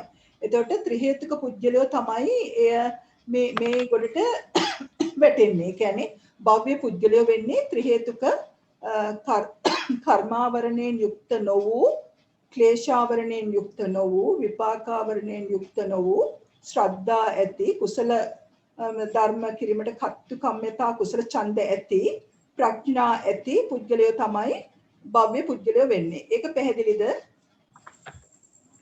එතකොට භව්‍ය වෙනකොට ත්‍රි හේතුක නා අභව්‍ය වෙනකොට අහේතුකනේ. අහේතුක හරි ද්වි හේතුක වෙන්නත් පුළුවන්. අහේතුක ද්වි හේතුක දෙකම වෙන්න පුළුවන්. අභව්‍ය පුද්ගලයා ගොඩට අහේතුකයි ද්වි හේතුකයි දෙකම වැටෙනවා. ද්වි හේතුක නම් ප්‍රඥාව නැහැනේ. ඒතර 15 නියත පුද්ගලයෝ කියන්නේ කාටද? අපි ධම්මසංගණියත් ඉගෙන ගත්තා නේද? නියත පුද්ගලයෝ. කවුද නියත පුද්ගලයෝ? පංචානන්තරේ පාප කර්ම නියත මිත්‍යා දෘෂ්ටියයි. නියත මිත්‍යා දෘෂ්ටිකය තමයි එතන මිච්ඡා දිට්ඨි පුද්ගලයෝ. ඒ වගේම මිච්ඡා නියත පුද්ගලයෝ. ඒතර සම්‍යක් නියත පුද්ගලයෝ වෙන්නේ කවුද? ආර්ය පුද්ගලයෝ 8 දෙනාම ගන්නවා. ඒ ආර්ය පුද්ගලයෝ 8 දෙනා මේ ඉදිරි මාර්ගඵල ලැබීමට සහ නිර්වාණයට නියතයිනේ. එතකොට අනිත් අවශේෂ පුද්ගලයෝ ඔක්කොම අනියතයෝ. කියන්නේ නියත වෙන්නේ පුද්ගලයෝ එක්කෝ මිච්ඡා නියත පුද්ගලයෝ වෙන්න පුළුවනි. මේ ආනන්තරේ පාප කර්ම කරපු නිත්‍ය නියත මිත්‍යා දෘෂ්ටික පුද්ගලයෝ අපායගාමී වීමට ඒකළු නියතයි. එතකොට ආර්ය පුද්ගලයෝ 8 දෙනා මේ ඒ කියන්නේ ඉදිරි මාර්ගඵල නිර්වාණය ලැබීමට නියතයි. ඒ වගේම තමයි මේ ඉතුරු පුද්ගලයෝ ඔක්කොම අනියතයි. ඒකතරනේ මෙතන පොඩි වෙනසකට තියෙන්නේ ධම්මසංගණියේදී අපි සම්මත්ත නියත මිච්ඡත්ත නියතේදී යනකොට අපි යන්නේ සෝවාන් මාර්ග 4 තමයි නියත වශයෙන්. එතන නියත කියන්නේ ඒ වෙලේම විපාක දීම ස්වභාවයෙන්. මෙතන නියත ස්වභාවය කියන්නේ නියත නිර්වාණගාමී වට නියත බව තමයි කියන්නේ. එතකොට ආර්ය පුද්ගලයා 8 දෙනාම ගන්නවා. ඉච්චරයි වෙනස. ධම්මසංගණියේදී 4යිනේ ආර්ය පුද්ගලයෝ 4 දෙනයි ගන්නෙ. මෙතන 8 දෙනාම ගන්නවා. අතන ඒක වර්ග කරන්නේ ඒගොල්ලන්ට ඊළඟ භවයේම නැත්නම් ඊළඟ මොහොතේම විපාක දීම කියන සංඛ්‍යාතවයි. මෙතන නිර්වාණයට නියත බැවින් ආර්ය පුද්ගලයෝ 8 දෙනාම මෙතන නියතයෝ කියලා ගන්නවා. එච්චරයි වෙනස. අනිත් එක ඒ වගේමයි. තෙරුවන් සරණයි. ආර්ය පුද්ගලයෝ 8 දෙනා කියන්නේ මාර්ගඵලනේ. මාර්ගඵල පුද්ගලයෝ මාර්ගස්ත ඵල. මාර්ගඵල පුද්ගලයෝ 8 දෙනා. හරි හරි බොහොම පිං. ඊළඟට පටිපන්නකෝ කියන්නේ ප්‍රතිපන්නක පුද්ගලයයි කියන්නේ මාර්ග සමංගී පුද්ගලය කියන්නේ මේ කතමෝච පුද්ගලෝ පටිපන්නෝ කියන්නේ චත්තාරෝ මග්ග සමංගිනෝ පුද්ගලයි චත්තාරෝ ඵල සමංගිනෝ පුද්ගලයි තමයි එතන විස්තර කරලා තියෙන්නේ. එතකොට ප්‍රතිපන්න කියන්නේ ප්‍රතිපන්නක පුද්ගලයෝ විදිහට මාර්ග සමංගී පුද්ගලයෝ කියන්නේ මාර්ගස්ත පුද්ගලයෝ ඵලය සඳහා පිළිපන්. එතකොට ඵල සමංගී පුද්ගලයෝ මේ ඵල ප්‍රතිලාභයට පිළිපන්. ඵල සමංගී පුද්ගලයෝ කියන්නේ ඵලයට ප්‍රතිලාභයට පිළිපන්. මාර්ග සමංගී පුද්ගලයෝ කියන්නේ මාර්ගස්ත පුද්ගලයෝ ඵලය ලබා ගැනීමට පිළිපන් පුද්ගලයෝ තමයි ඒ දෙකේ වෙනස. එතන පැහැදිලිද? පැහැදිලි අමිතා මහත්මිය එතන පැහැදිලි. ඊළඟට 19 සමසිසි. සමසිසි කියන්නේ යම් පුද්ගලයෙක්ගේ ආශ්‍රව ක්ෂය වීමත් ජීවිතක්ෂයත් එක විට සිදු වෙනවා. ඒ කියන්නේ ආශ්‍රව ක්ෂය වීම කියන්නේ නිර්වාණයට පත්වීමත් ජීවිතක්ෂය කියන්නේ ජීවිතීන්ද්‍රියයේ සිඳී යාම. යම් පුද්ගලයෙක්ගේ ජීවිතීන්ද්‍රියේ සිඳී යාමත් ඒ කියන්නේ පිරිනිවන් භාවයත් ආශ්‍රව ක්ෂය කියන්නේ රහත් භාවයත් දෙක එක විට සිද්ධ වීමක් තමයි මෙතන සිද්ධ වෙන්නේ. මෙතන පොඩ්ඩක් අපිට අපේ අට කතාවට පොඩ්ඩක් යන්න පුළුවන්ද සර්? පිටුව එතන ලොකු විස්තරයක් කරනවා. මෙන්න මෙතන අට කතාවේදී එනම් ඔබතුමිය විස්තර කරන්න. අමිතා මහත්මිය විස්තර කරනවද ඒක? විස්තර කරන්න. හොඳයි සර්. එතකොට මෙතන සමසිසි නිर्देशයේදී අපුබ්බමං අචරිමං යනු පෙර නොවි පසු නොවි එක විටම යන අර්ථය. ඒ කියන්නේ එක විටම පරියාදානං යනු විනාශයයි. අයං උච්චති යනු මේ පුද්ගලයා සමසිසියයි කියනු ලැබේ. මේ පුද්ගලයා තුන් ආකාර වේ. ඉරියාපත සමසිසි, රෝග සමසිසි, ජීවිත සමසිසි. එතකොට යමෙක් සක්මන් කරද්දී විදර්ශනාව පිහිටුවා රහත් බවට පැමිණ සක්මන් කරද්දිම පිරිනිවන් පායි. පදුම තෙරුන් මෙනි. එතකොට පදුම තෙරුන් කියන රහතන් වහන්සේ රහත් භාවයට සක්මන් කරන ගමන් තමයි රහත් භාවයට පැමිණෙන්නේ. ඒ ගමන්ම පිරිනිවනුත් පානවා. එතකොට ඒක ඉරියාපත සමසිසි කියලා කියනවා. එතකොට සිටියේම විදර්ශනාව පිහිටුවා රහත් බවට පැමිණ සිටියේම පිරිනිවන් පායි. ඒ කියන්නේ සිටගෙන සිටියේදීම පිරිනිවන් පාව තිස්ස තෙරුන් හිඳගෙන සිටියේම විදර්ශනාවට පිහිටුවා රහත් බවට පැමිණ හිඳ සිටියේම පිරිනිවන් පායි. වැඳහොත්ම විදර්ශනාව පිහිටුවා රහත් බවට පැමිණ වැඳහොත්ම පිරිනිවන් පායි. එතකොට මේ වගේ ඒ කියන්නේ තමන්ගේ ඉරියව්වේම ඉඳගෙන ඒ ඉරියව්වේ සිටින ගමම්ම රහත් වෙලා ඒ ගමම්ම පිරිනිවන් පාන එකට තමයි ඉරියාපත සමසිසි කියලා කියන්නේ. එතකොට රෝගය තිබියදීම විදර්ශනාව පිහිටුවා රහත් බවට එම රෝගයම පිරිනිවන් පායි. ඒ කියන්නේ ඇත්තටම රෝගය නිසා පිරිනිවන් පානවා. නමුත් පිරිනිවන් පාන්නේ ක්ලේශ පරිනිර්වාණයයි ජීවිතේන්ද්‍රිය නැතිවීමයි දෙක එක විට සිදු වෙනවා. ඒ කියන්නේ තමන්ගේ පිරිනිවන් පාන අවස්ථාවේ සිදුවන්නේ රෝගය නිසා. ඒ රෝගය නිසා පිරිනිවන් පානවත් එක්කම තමන් රහත් භාවයටත් පත් වෙනවා. ඒ කියන්නේ ඒක තමයි රෝග සමසිසි කියලා කියන්නේ. දෙක එක විට සිදු වෙනවා. රෝග සමසිසි නම් ඊට පස්සේ ජීවිත සමසිසි නම් සීස 13කි. පලිබෝධ සීසය, තෘෂ්ණාව, කන්ද සීසය, මානය, පරාමාස සීසය, දෘෂ්ටි, වික්කේප සීසය, උද්ධච්ච ක්ලේශ සීසය, වීර්ය, උපට්ඨාන සීසය, සිහිය, අවික්කේප සීසය, සමාධිය, දස්සන සීසය, විමෝක්ෂය සංඛාර සීසය නිරෝධය යනුයි. එතකොට ඒ කියන්නේ ඒ සීස ඒ කියන්නේ ඒ ක්ලේශ නැතිවීමත් සමග අවිද්‍යාව රහත් මගින් මඩිනු ලැබේ. එතකොට ජීවිතේන්ද්‍රයත් ඒ ක්ලේශ ප්‍රහාණයත් එක විට සිදුවීම තමයි එතන ජීවිත සමසීසිය කියන්නේ. එතකොට ඒ ක්ලේශ ප්‍රහාණයත් ජීවිතේන්ද්‍රයත් එක විට මැඩීම තමයි ජීවිත සමසීසිය කියන්නේ.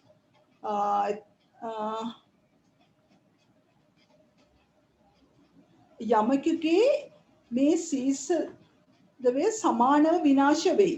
ඒ නම් ජීවිත සමසීසී වේ.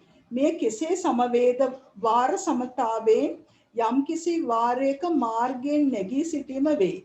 සෝවාන් මාර්ගයේහි ප්‍රත්‍යවේක්ෂා පහකි, සකදාගාමී මාර්ගයේ පහකි, අනාගාමී මාර්ගයේ පහකි, රහත් මාර්ගයේ සතරකි, 19 ප්‍රත්‍යවේක්ෂා ඥානයේ පිහිටා භවාංගයට බැස පිරිනිවෙයි. මේ වාර සමතාවෙන් මේ උභය සීස විනාශය සමවේ. ඒ නිසා මේ පුද්ගලයා ජීවිත සමසීසියයි කියනු ලැබේ. මෙයම අභිප්‍රේත වේ. දැන් මෙතන ප්‍රත්‍යවේක්ෂා ඒ කියන්නේ 19 ආකාරයට ඒ කියන්නේ රහත් ඒ කියන්නේ සෝවාන් පිළිවෙලින් සෝවාන් පුද්ගලයා ප්‍රත්‍යවේක්ෂා පහයි සකදාගාමි ඒ ප්‍රත්‍යවේක්ෂා 19ත් එක්කම පිරිනිවන් පාන එක තමයි මෙතන මේ පැහැදිලි කරන්නේ නේද සර්? මෙතන තෙරුවන් සරණයි එතන කාරණේ කියන්නේ මෙහෙමයි. සෝවාන් ඵල චිත්තෙන් චුතිය සිද්ධ වෙන්නේ නැහැ. ඒ චුතිය සිද්ධ වෙන අවස්ථාවට එනකොට අර ඒ මාර්ගය ලැබුවන් පස්සේ ප්‍රත්‍යවේක්ෂා ඥාන පහක් ගන්න එනවා. සෝවාන් මාර්ගයේ සෝවාන් ඵලයට ගිය පුජ්‍යලයා ප්‍රත්‍යවේක්ෂා පහක් කරනවා. අපි දන්නවනේ ප්‍රත්‍යවේක්ෂා පහ. ඒ මහත්මියකට කියන්න පුළුවන්ද? සෝවාන් පුජ්‍යලයා ප්‍රත්‍යවේක්ෂා පහයි, සකදාගාමී පුජ්‍යලයා ප්‍රත්‍යවේක්ෂා පහයි, අනාගාමී පුජ්‍යලයා ප්‍රත්‍යවේක්ෂා පහයි, රහත් පුජ්‍යලයා 4යි. මේක කියන්න පුළුවන් මහත්මියක් ඉන්නවද? අපි මේ විදිහට සාකච්ඡා විදිහට කරන්නේ අපිට නැවත විවරණයට. විද්‍යාත්මක අර චිත්ත වීතියන ප්‍රතිවේක්ෂා ටික නේද? එහෙම නෙවෙයි. සෝවාන් මාර්ගයේ ඵලයයි සෝවාන් මාර්ගයේ කියන්න මහත්මිය කියන්නකෝ කියන්න. සෝවාන් මාර්ගයේ ඵලයයි කවුරුහරි වෙන කෙනෙක් දන්නවනම් කියන්න නැත්නම් සෝවාන් මාර්ගයේදී ප්‍රහාණය කරපු කෙලෙස් කරන්න ඉතුරු වෙච්ච කෙලෙස් ඒ වගේ මට හරියට මතක නැහැ. මේමයි සෝවාන් වුණ පුජ්‍යලයා සෝවාන් මාර්ගයේ ප්‍රතිවේක්ෂා කරනවා, සෝවාන් ඵලයේ ප්‍රතිවේක්ෂා කරනවා, ප්‍රහාණීය කෙලෙස් ප්‍රතිවේක්ෂා කරනවා, ඉතිරි කෙලෙස් ප්‍රතිවේක්ෂා කරනවා, නිවන ප්‍රතිවේක්ෂා කරනවා. ඔන්න පහයි. එතකොට සකදාගාමී පුජ්‍යලයටත් ඒ වගේමයි මාර්ගය, ඵලය, ප්‍රහාණීය කෙලෙස්, ශේෂ කෙලෙස් සහ නිවන. ඒ වගේ ඒ අනාගාමී දක්වාම පහ ගිහිල්ලා රහත් පුජ්‍යලයට තියෙන්නේ, රහතන් වහන්සේට තියෙන්නේ මාර්ගය, ඵලය, ඊට පස්සේ ප්‍රහාණීය කෙලෙස්, ශේෂ කෙලෙස් නැහැ, නිර්වාණය. ඒක තමයි 4යි. එතකොට තමයි 19ක් වෙන්නේ. එතකොට මේ ප්‍රත්‍යවේක්ෂා ඥාන උපදවලා භවාංගයට බැසලා තමයි පිරිනිවන් පාන්නේ. අන්න ඒ කාරණේ තමයි මට කියන්න ඕන තිබුණේ. ඵලසිතින් නෙවෙයි පිරිනිවන් පාන්නේ, භවාංගයට බැසලා භවාංගයට පස්සේ තමයි චුති චිත්තය උපදින්නේ. එතකොට ඒක ජීවිත සමසිසි ගොඩටයි නේද සර්? ඒ කියන්නේ ඔව් ඇත්තටම දැන් අර ඵලේ ලැබුණ ගමන් පින්නම් පෑවා කිව්වට මේ භවාංගාකාරින් මේක යන්නේ. භවාංගයට බැස භවාංගයට පස්සේ තමයි චුති චිත්තය උපදින්නේ. අපි අර චුති චිත්ත වීතිය ආකාරයෙන් තමයි ඒක දකින්න ඕන. ඵලසිතෙන් නෙවෙයි, ඵලසිතට පස්සේ භවාංගය ඇවිල්ලා භවාංගෙන් පස්සේ තමයි චුතිසිත උපදින්නේ. බුදුසාර ඉස්සල්ලා කට්ටිය එතකොට අර ඉස්සල්ලා කට්ටිය දැන් සමසිසීනේ. දැන් මෙතන ප්‍රතිවීක්ෂා වලට කාලයක් එතන යනවද ඒ වෙලාවෙමද? මේ සමසිසී කිව්වට සමසිසී කියලා ඒ කියන කාර්යය මෙතන මේක ලස්සනට පැහැදිලි කරනවා. මේ චිත්ත ස්වභාවයන් පැහැදිලි කරනවා. ඒ ජීවිතාක්ෂයේ සීමත් රහත් වීමත් එකම අවස්ථාවේ කියලා කිව්වට ඒක සිද්ධ වෙන්නේ රහත් ඵලයෙන්ම ජීවිතේන්ද්‍රිය නැසෙන්නේ නැහැ. රහත් ඵලයට පස්සේ ඒ ප්‍රතිවේක්ෂා චිත්ත වීතියෙන් පහළ වෙලා ඒ ප්‍රතිවේක්ෂා චිත්ත වීතියෙන් පස්සේ තමයි මේ චුතියට යන්නේ. ඒක තමයි මේ භවංගයට බැස පිරිනෙවෙන්නේ වෙයි කියලා විස්තර කරන්නේ. හරි සර් බොහොම අනිත් තැන්වල ඒක විස්තර කරලා නැහැ. අනිත් තැන්වල විස්තර කරලා නැහැ. හැබැයි මේ ආකාරයෙන්ම තමයි ඒක සිද්ධ වෙන්නේ කියන එක තමයි පැහැදිලි වෙන්න ඕන. තිරුවන් සරණයි. සර් අපි 20 නෑ ඔතන තිබ්බත් කමක් නෑ නේ සර් 20. එතකොට 20 කවර පුද්ගලයෙක් සිතිකල්පී වේද මේ පුද්ගලයා සෝවාන් ඵලය සාක්ෂාත් කරන්න පිළිපන්නේ නම් කල්පයක් තමා දැවෙන වේලාව වේ නම් යම්තාක් මේ පුද්ගල සෝවාන් ඵලය සාක්ෂාත් නොකරේද ඒ තාක් කල්පය තෙමේ නොදැවේ මේ පුද්ගල සිතිකල්පයයි කියනු ලැබේ මාර්ගස්ත වූ සියලුම පුද්ගලයෝ සිතිකල්පී වූය. ඒ කියන්නේ සෝවාන් මාර්ගයට යම් පුද්ගලයෙක් පැමිණෙනවා නම් ඒ පුද්ගලයෝ සෝවාන් ඵලයට එක ක්ෂණයෙන්ම පත් වෙනවා. එතකොට යම් පුද්ගලයෙක් සෝවාන් මාර්ගය ලැබීමට මේ තමන් ඔක්කොම ධර්මතා සම්පූර්ණ කරගෙන ඇතනම් සෝවාන් මාර්ගයට මේ පුද්ගලයා පැමිණෙනවා නම් මේ පුද්ගලයෝ සෝවාන් ඵලයට පැමිණෙන නිසා කල්පය දැන් අපි කල්පය දෙවෙන මොහොතක් වෙනවා නේද? ඒ කියන්නේ අපිට කල්පය දෙවෙන්නේ, ඒ කියන්නේ කල්ප විනාශයක් වෙන්න සිද්ධ වෙන්න තියෙනවා නම් මේ පුද්ගලයා සෝවාන් ඵලය සාක්ෂාත් කරනකම් මේ කල්පය දෙවෙන්නේ නැහැ. ඒ කියන්නේ දෙවෙන වෙලාවට කලින් මේ පුද්ගලයාට සෝවාන් ඵලය ලබා ගන්න පුළුවන්. එතකොට ඒක තමයි මෙතන ස්ථಿತಿකල්පී කියලා කියන්නේ. මේක තව පොඩ්ඩක් තිරුවන් සරණයි මේ අමිතා මහත්මිය ඇත්තටම ස්ථಿತಿකල්පී කියන්නේ ඔය කියපු ආකාරයෙන්ම තමයි. එතකොට අපි හිතමු මේ කල්පයේ දැවෙන අවස්ථාවත් සෝවාන් පුජ්‍යලයා ඒ සෝවාන් ඵලය ලබන අවස්ථාවත් හරියටම එක වෙලාවක් ආවොත් එකම වෙලාව නම් එකම ක්ෂණේ නම් කල්පය දැවීම පසුවට තබනවා සෝවාන් පුජ්‍යලයා සෝවාන් වෙන්න කල. අන්න කාරණේ හොඳට මම හිතන්නේ පැහැදිලි ඇති. සෝවාන් වෙන පුජ්‍යලයාගේ සෝවාන් වීම ප්‍රකට කරනවා කල්පය විනාශයේ පසුවට දානවා. හැම සෝවාන් වෙන පුජ්‍යලයාම හැම ආර්ය භාවයට වෙන පුජ්‍යලයාම ස්ථಿತಿකල්පී කියන්නේ උන්නෝක නිසා.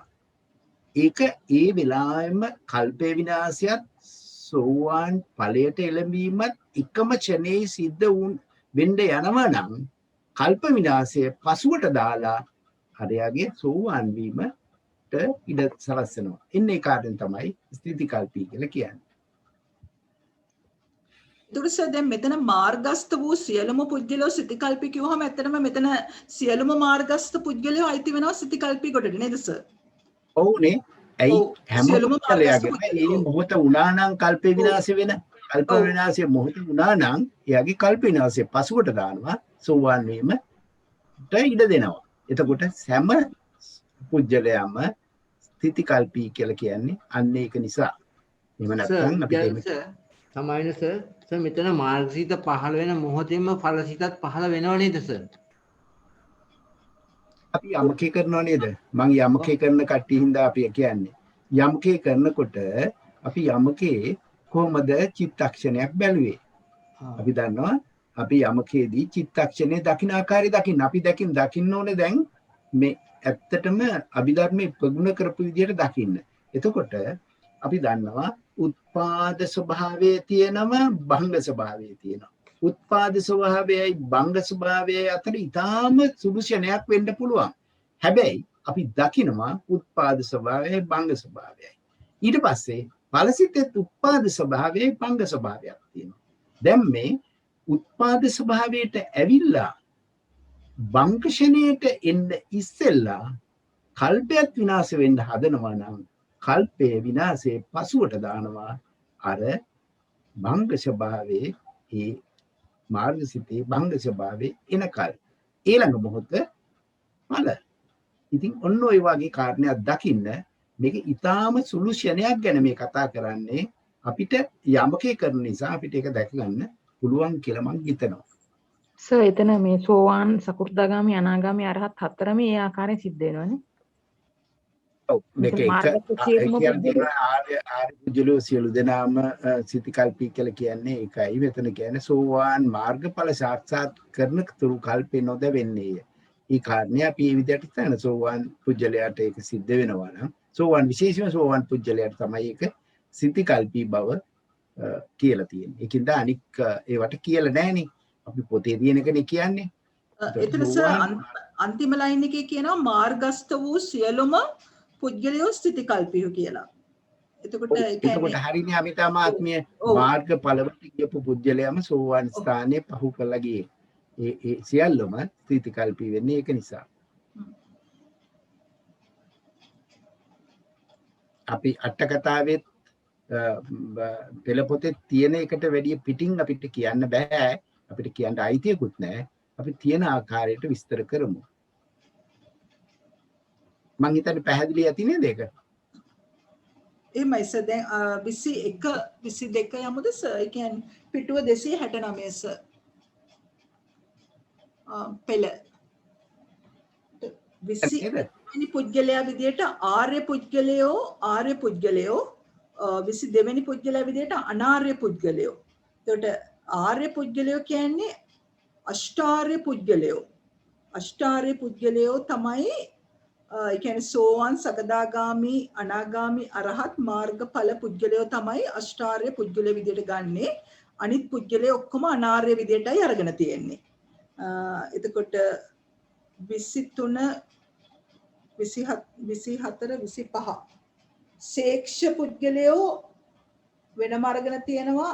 මාර්ගස්ත පුද්ගලයෝ 4 දෙනා, පලස්ත පුද්ගලයෝ 3 දෙනා, මාර්ගස්තයි පලස්ත පුද්ගලයෝ 3 දෙනා. ඒ කියන්නේ සෝවාන් මාර්ගයේ ඉඳන් අරහත් මාර්ග දක්වා පුද්ගලයෝ ශේක්ෂ පුද්ගලයෝ විදියට අරගෙන තියෙනවා. ඊට පස්සේ අරහත් පුද්ගලයෝ අශේක්ෂ විදියට අරගෙන තියෙනවා. අනිත් සියලුම පුද්ගලයෝ ශේක්ෂත් නොවූ අශේක්ෂත් නොවූ පුද්ගලයෝ විදියට අරගෙන තියෙනවා. එතකොට එතන පුද්ගලයෝ 3 දෙනෙක් ගැන විස්තර කරනවා. 23 ඉඳන් 25 දක්වා ශේක්ෂයි අශේක්ෂයි නේවසෙක්කා නාසෙක්කා පුද්ගලයෝ ගැන හඳුන්වනවා. එතකොට 26 තෙවිජ්ජ කියන්නේ ත්‍රිවිද්‍යාවෙන් යුක්ත. ත්‍රිවිද්‍යාව ගැන දන්නව නේද ඔයගොල්ලෝ? පුබ්බේ නිවාසානුස්සති ඥානය, දිබ්බචක්කු, ආසවක්ඛ්‍ය. කියන්නේ පුබ්බේ නිවාසානුස්සති පෙරවිසු කදපිලිවෙල දැනගැනීමේ ඥානය, දිබ්බචක්කු දිව්‍යස වැනි මේ ධ්‍යාන සමාපත්තියෙන් ලබන දිබ්බචක්කු ඥානය, ආසවක්ඛ්‍ය ඥානය සියලුම කෙලෙස් ප්‍රහාණය කිරීමට ආසවක්ඛ්‍ය ඥානය. එතකොට ත්‍රිවිද්‍යාවෙන් යුක්ත වූ පුද්ගලයා තෙවිජ්ජ විදියට තමයි හඳුන්වන්නේ. එතකොට අමිත මිස්සන් තෙරුවන් සරණයි. මේ 25 කියනවා ශෛක්ෂත් නොවූ අශෛක්ෂත් නොවූ පුද්ගලයා කියලා. එතකොට එයා මේ පෘථග්ජනෙක්ද? ඔව්. එතකොට පෘථග්ජන පුද්ගලයෝ අයිති වෙන්නේ ඒ කියන්නේ ඔක්කොම ඒ කියන්නේ සතර මාර්ගයි මේ කියන්නේ ඵල තුනයි ඉහළ ඵල මේ කියන්නේ පහළ ඵල තුනයි ඔක්කොම ශේක්ෂ වුණානේ. රහත් ඵල පුද්ගලයා විතරයි අයිති උනේ. පලස්ත පුද්ගලයා තමයි අශේක්ෂ වුනේ. එතකොට ශේක්ෂත් නොවූ අශේක්ෂත් නොවූ වෙන්නේ සියලුම පුද්ගලයෝ ඔක්කොම පෘථග්ජනයෝ. පැහැදිලි. හරි. බොහොම පිං. එතකොට චලබිඤ්ඤ කියන්නේ සවදෑරුම් අභිඥා. සවදෑරුම් අභිඥා කියන්නේ පුබ්බේ නිවාසානුස්සති දිබ්බ චක්කු, දිබ්බ සෝත, ඉද්දිවිද, ආසවක්ඛ්‍ය. පුබ්බේ නිවාසානුස්සති, දිබ්බ චක්කු, දිබ්බ සෝත, ඉද්දිවිද, පරචිත්ත විඥානන ආසවක්ඛ්‍ය. එතකොට ආසවක්ඛ්‍ය තමයි මෙතන ලෝකෝත්තර ඥානයක් අභිඥාවක් වෙන්නේ. අනිත් ඒවා ඔක්කොම ලෞකික පුද්ගලයන්ටත් පුළුවන් මේ දිබ්බ චක්කු, දිබ්බ සෝත, ඉද්දිවිද, පරචිත්ත විඥානන ලෞකික මේ පුද්ගලයන්ටත් පුළුවන්. ලෝකෝත්තර පුද්ගලයන්ට විතරයි ආසවක්ඛ්‍ය ඥානය ඇති වෙන්නේ. ඒක පැහැදිලි නේද? ඔව් පැහැදිලි අමතමත්. එතන විදර්ශනා ඥානයනේ එතන. තව එක ඥානයක් වෙනවා. විදර්ශනා ඥානය ඇති වෙන්නේ රහතන් වහන්සේට පමණයි එතන. ඔව් ආසවක්ඛ්‍ය ඥානය. මිස් 6යි කිව්වේ. ඔව් 6 තමයි. චලබිඤ්ඤා කියන්නේ සවදේරුම් අභිඥා. සවදේරුම් කියන්නේ 6යි. 28 කවර පුද්ගලයෙක් සම්මා සම්බුද්ධ වේද? එතකොට සම්මා සම්බුද්ධ වුණාම පෙර නොඇසූ විරු ධර්මය තමන් විසින්ම පෙර නොඇසූ ධර්මයන්ගේ සත්‍ය තමන් විසින්ම අවබෝධ කරගන්නවා. ඒ කියන්නේ දැන් පෙර භවවල් වල සම්මා සම්බුදුරජාණන් වහන්සේ බෝධිසත්ව විදියට පෙරම් පුරලා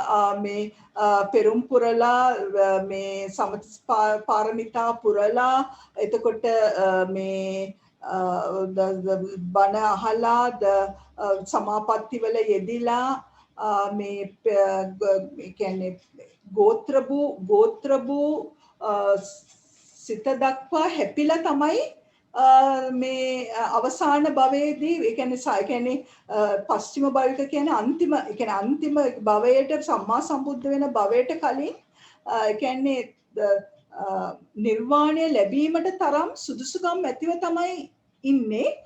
නමුත් සම්මා සම්බුද්ධ වීමේ ප්‍රාර්ථනාව නිසා මේ ඒ නිර්වාණය ලබන්නේ නැතුව ඉන්නේ. එතකොට සම්මා සම්බුද්ධ භවයේදී තමන්ම ඒ කියන්නේ තමන්ම මේ පෙර නොඇසූ විරු ධර්මය පුබ්බේ අනනුස්සතේසු ධම්මේසු ඒ කියන්නේ පෙර නොඇසූ විරු ධර්මය තමන්ම ඒ ධර්මයන්ගේ සත්‍ය තමන්ම අවබෝධ කරගන්නවා.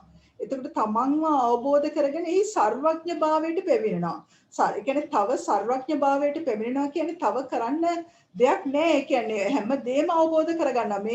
මේ ලොව තියෙන සියලුම දේ අවබෝධ කරගන්නවා. එතකොට දස බල ඥානෙහි වශී භාවයටපත් වේ. එතකොට මේ දස බල ඥානය අඩු වැඩි නැතිව ඒ කියන්නේ අඩුවක් නැතිව උපරිම විදියට දස බල ඥානයේ වශී භාවයටපත් වෙනවා. එතකොට ඒ වගේම තමයි මේ සම්මා සම්බුද්ධ ඒ කියන්නේ වෙන්න මේ ප්‍රධාන කර්ම තුන හැම වෙලේම ඒ කියන්නේ ඒක තමයි ඒ කියන්නේ අනිත් අයගෙන් තියෙන ප්‍රධාන වෙනස විදියට පෙන්වන්නේ ඒ කියන්නේ තමන්ම අවබෝධ කිරීමත් ඒ සර්වඥ භාවයට පැමිණීමත් දස බල ඥානයන්හි වශී භාවයටපත් වෙනවා. ඒ සම්මා සම්බුද්ධ විතර පච්චේක බුද්ධයි සම්මා සම්බුද්ධයි අතර වෙනස පච්චේක බුද්ධ පෙර නොඇසූ ධර්මය සත්‍ය තමන්ම අවබෝධ කරනවා. නමුත් සර්වඥ භාවයට පැමිණෙන්නෙත් නැහැ. දස බල ඥානෙහි වශී භාවයට පැමිණෙන්නෙත් නැහැ. ඊට පස්සේ 30 වෙනි පුද්ගලයා උබතෝ භාග විමුක්ත. උබතෝ භාග විමුක්ත කියන්නේ උබතෝ භාග විමුක්ත පුද්ගලයා අෂ්ට සමාපත්තිලාභී. එතකොට අෂ්ට විමෝක්ෂයන් ඒ කියන්නේ නාමකයින් ස්පර්ශ කරලා ඒ කියන්නේ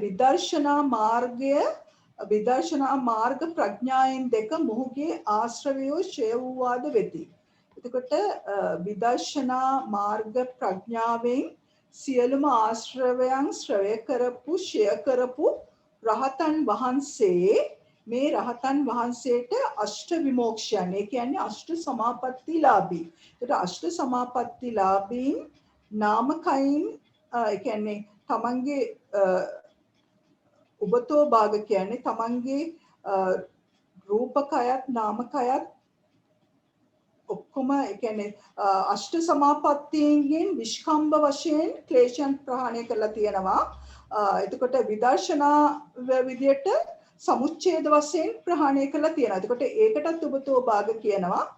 තව මේ නාමකයත් රූපකයත් දෙකම ප්‍රහාණය කිරීම නිසා ඒ කියන්නේ තව ඊළඟට රූප භවයක්වත් නාම අරූප ඒ කියන්නේ රූප අරූප භවයන්ුත් නැති වෙන හින්දා එතනත් කියන ඔබතෝ භාග විමුක්ත ඔබතෝ භාග මේ දෙකෙන්ම විමුක්ත භාවයට හඳුන්වනවා. ඒ කියන්නේ රහත් අෂ්ටොප් සමාපත්තිලාභී වගේම රහතන් වහන්සේ කියන එකටත් ඔබතෝ භාග විමුක්ත කියනවා. එතකොට මේ හැම විදියටම ගත්තාම ඔබතෝ භාග පුද්ගලයා කියන්නේ රහතන් වහන්සේ අෂ්ට සමාපatti රහතන් වහන්සේ.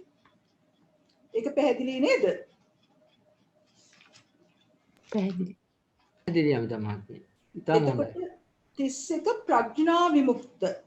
ප්‍රඥා විමුක්ත පුද්ගලයා මෙලව එක් පුද්ගලෙක් අෂ්ට විමෝක්ෂයන් කයින් ස්පර්ශ කොට නොම වෙසෙයි. ප්‍රඥාවෙන් දෙක මොහුගේ ආශ්‍රවයෝ ෂය වූවාද වෙති. මේ පුද්ගලයෝ ප්‍රඥා විමුක්තය කියනු ලැබේ. ඇත්තටම මේ පුද්ගලයා දැන් විදර්ශනා තමන්ගේ විදර්ශනා ප්‍රඥාවෙන් තමයි සුෂ්ක විදර්ශකයෙක් විදියට ආශ්‍රවයන් ෂය කෙරිලා ප්‍රඥා විමුක්ත භාවයට පත් වෙනවා කියන්නේ රහතන් වහන්සේ මේ විදර්ශනා ප්‍රඥාලාභී රහතන් වහන්සේ තමයි ප්‍රඥා විමුක්ත කියලා කියන්නේ. එතකොට මේ ප්‍රඥා විමුක්ත රහතන් වහන්සේට අෂ්ට සමාපත්තිලාභීක් නෙවෙයි. එතකොට අෂ්ට සමාපත්තිලාභී වුණා නම් ඔබතෝ භාග විමුක්ත. අෂ්ට සමාපත්තිලාභී නොවි රහතන් වහන්සේ සුෂ්ක විදර්ශක රහතන් වහන්සේ ප්‍රඥා විමුක්ත රහතන් වහන්සේ. ඒතර කවර පුද්ගලෙක් කාය සාක්ෂි වේද? මෙලව එක් පුද්ගලෙක් අෂ්ට විමෝක්ෂයන් කයින් ස්පර්ශ කොට වාසය කරයි. යලි ප්‍රඥාවෙන් දැක මොහුගේ ඇතැම් ආශ්‍රවයෝ ෂය වූවා වෙති. එතකොට ඇතැම් ආශ්‍රවයෝ ෂය වූවා කිව්වහම මේ පුද්ගලයා රහතන් වහන්සේ කෙනෙක් නෙවෙයි. නමුත් ඇතැම් ආශ්‍රවය ෂය කරලා තියෙනවා. එතකොට ඇතැම් ආශ්‍රවය ෂය කරා කිව්වහම සෝවාන් මාර්ගයේ සිට සෝවාන් ඵලයේ සිට අරහත් මාර්ග දක්වා පුද්ගලයෝ ගන්න පුළුවන්. ඒ වගේම අෂ්ට සමාපත්තිලාභී.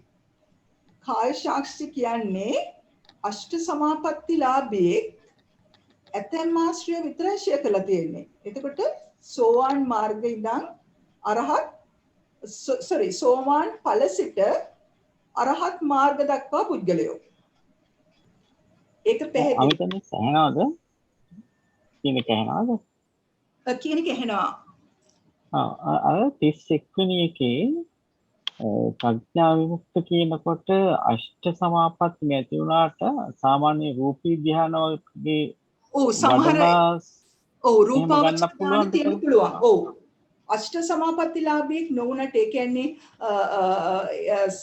සමහර වෙලාවට ප්‍රඥා විමුක්ත වලට අෂ්ට ඒ කියන්නේ අරූපාවචර ධාන එක දෙකක් වගේ ගත්තත් සමහර වෙලාවට ගන්න අවස්ථා තියෙනවා. නමුත් මෙතන අෂ්ට මෙතන රූපාවචර ධාන එක දෙක තුන වගේ තියෙන්න පුළුවන්. අෂ්ට සමාපත්තිලාභී අපිට කෙලින්ම එකපාරම මේ ඒ කියන්නේ ශිෂ්ට විදර්ශකත් එහෙම නොවි අෂ්ට සමාපatti නැති සමතේ යම් තාක් පඩපු අයත් ගන්න පුළුවන් වගේ හිතෙනවා. ඒක එහෙම ගත්තාම හරියද කියලා. ඒකම ජයන්ත මහත්තයා. එතකොට ඒ කියන්නේ රූපාවචර ධානය ඒ කියන්නේ 1 2 3 වගේ ධානතලාභීනොත් ගන්න පුළුවනි මේ ප්‍රඥා විමුක්ත බවට. නමුත් අෂ්ට සමාපatti පුද්ගලෙක් නෙවෙයි. හොඳයි බොහොම හොඳයි. මම මෙතන පෙන්වන්න දෙයක මේ අට කතාවේදී පෙන්නනවා මේ තියෙන්නේ පඤ්ඤා විමුක්ත. අපි ඒ කියන්නේ කතා කරේ නේද? අමිත මහත්මිය මෙතන මේක ප්‍රඥා විමුක්ත වලට ශුෂ්ක විදර්ශක ධාන සතරේ කියන්නේ රූපාවචර ධාන සතරේ පංචවිද වේ. මොවුන් අතුරින් එක්කෙනෙක්වත් අෂ්ට විමෝක්ෂලාභී නොවේ. එයින් අෂ්ට විමෝක්ඛි නහේව තබ්බනේ දෙතනස නහේවකෝ අට්ඨ විමෝක්ඛේති යනාදිය කීහ. අරූපාවචර ධානවල වනාහි එකක් හෝ ඇති කල්හි උබතෝ භාග විමුක්ත වේ. එතකොට උබතෝ භාග පුද්ගලයාට අෂ්ට සමාපatti කියන්නේ අරූපාවචර ධානය එකක් හරි තියෙනවා නම් ඒක අෂ්ට සමාපatti ලාභී ගොඩට ඒ කියන්නේ අෂ්ට විමෝක්ෂ ලාභී විදියට ඒක ගන්න පුළුවන් විදියට තමයි කියන්නේ. ඒ කියන්නේ උබතෝ භාග විමුක්ත වුණතින් ඇත්තටම නාමකයින් තමයි ස්පර්ශ කිරීම වෙන්නේ. ඒ කියන්නේ අරූපාවචර ධාන තියෙන්න ඕන. උබතෝ භාග පුද්ගලයාට රහතුත් වෙන්න ඕන. එතකොට ප්‍රඥා විමුක්ත පුද්ගලයා රහත් වගේ රහත් ඒ කියන්නේ ශුෂ්ක විදර්ශක භාවයෙන් රහත් උනා වගේම රූපාවචර ධානයක් තියෙන්න පුළුවන්. එතකොට පස් පුද්ගලයෝ 5 දෙනෙක් අයිති වෙනවා ප්‍රඥා විමුක්ත ගොඩට. ශුෂ්ක විදර්ශකයි රූපාවචර ධාන 4 දෙනයි. මෙතන දැන් මේ ප්‍රඥා විමුක්ත ඒ විදර්ශනා ඥානයේ පතුරවන්ට යම්කිසි ධාන ස්වභාවයක් ගන්නවා. ඒ ධාන ස්වභාවය අර සතරම ධාන වශීභාවයටපත් නොකරත් යම්කිසි ධාන ස්වභාවයකට එනවා. ඒක නිසා තමයි මෙතන පෙන්වන්නේ ධාන 4න් නැගිට රහත් බවට 4 දෙනයි පංචවිද වේ කියලා මෙතන විස්තර කරන්නේ. සුස්ක විදර්ශකයයි ධාන 4න් නැගිට රහත් බවට 4 දෙනයි පංචවිද වේ කියලා කියන්නේ. ඊට පස්සේ අරූපාවචර ධානයක් ලබා ගන්න නම් රූපාවචර ටික වශීභාවයට පත් කරන්න ඕන. ඒක නිසා තමයි මෙතන උපතෝ භාවගේ විමුක්තයට දාලා තියෙනවා අරූපාවචර ධාන එකක්ව ඇති කල්හි. මේක මෙතෙන්දි තමයි ඒක දැක්කේ. සාමාන්‍යයෙන් නම් අපි කියන්නේ උපතෝ භාග විමුක්තියට කියනකොට අරූපාවචර ධාන 4ම ලබන්න ඕනේ කියලා. හැබැයි මෙතන අට කතාවේ කියනවා අරූපාවචර ධානවල වනායි එකක් ඇති කල්ලි උබතෝ භාග විමුක්ත නම් වේ කියලා විස්තර කරනවා. ඊට පස්සේ දැන් ඊළඟට සර් අර දෘෂ්ට ප්‍රාප්ත සද්ධා විමුක්ත ධම්මානුසාරී එතන ඔක්කොම එක විදියටම යනවා. ඒ කියන්නේ අර මේවා ටික විස්තර මේ කරන්න වෙලා තියෙයිද නැන් හාතා මාරයි නැත්තම් මේක ලබන සතියේ විස්තර කරමු සර්. ලබන සතියේ පොය හැබැයි සර් නෑ ඒක තැනකට නවත්තලා අපි නවත්තමු. ලකුණු කරගන්න අපි නවත්තන්නේ කාය සාක්ෂි කියලා වෙනකම්. එතන මේ වෙනකම් කරපු පුද්ගලයන්ගේ මොන හරි ප්‍රශ්න තියෙනවද? 32 වෙනකම් කරපු පුද්ගලයන්ගේ ප්‍රශ්න තියෙනවද? අමිත මහත්මිය 32 අපිට පොඩ්ඩක් තව පැහැදිලි කරගන්න ඕන. අපි එන ඊළඟ දවසට තියමු අමිත මහත්මිය. තියන්නනේ ඊළඟ දවසට තියන්න. දැන් වෙලාව ගිහිල්ලානේ. කාය සාක්ෂි ඉඳන් පටන් ගන්න මේ ඊළඟ දවසේ. ඔව් කාය සාක්ෂි ඉඳන් පටන් ගමු එහෙනම්. තෙරුවන් සරණයි. සර් ලබන සතියේ මහත්මියම අවසන් කරන්නනේ. ලබන සතියේ පොය සර්. අතට පොය කොට කරන්නේ නැනේ සර් අපි ක්ලාසස්. දවසේ අපි අතාරිමු කොහොමද? ලබන සතියේ නම් අපි පන්ති හරියටම පොය දවසේ වැටෙන්නේ. ඔව් සර් සිකුරාදා. එහෙමනම් පොය දවස් අපි අතාරිමු. දැන් පන්සලට යන්න පුළුවන් නේ. ඒක නිසා.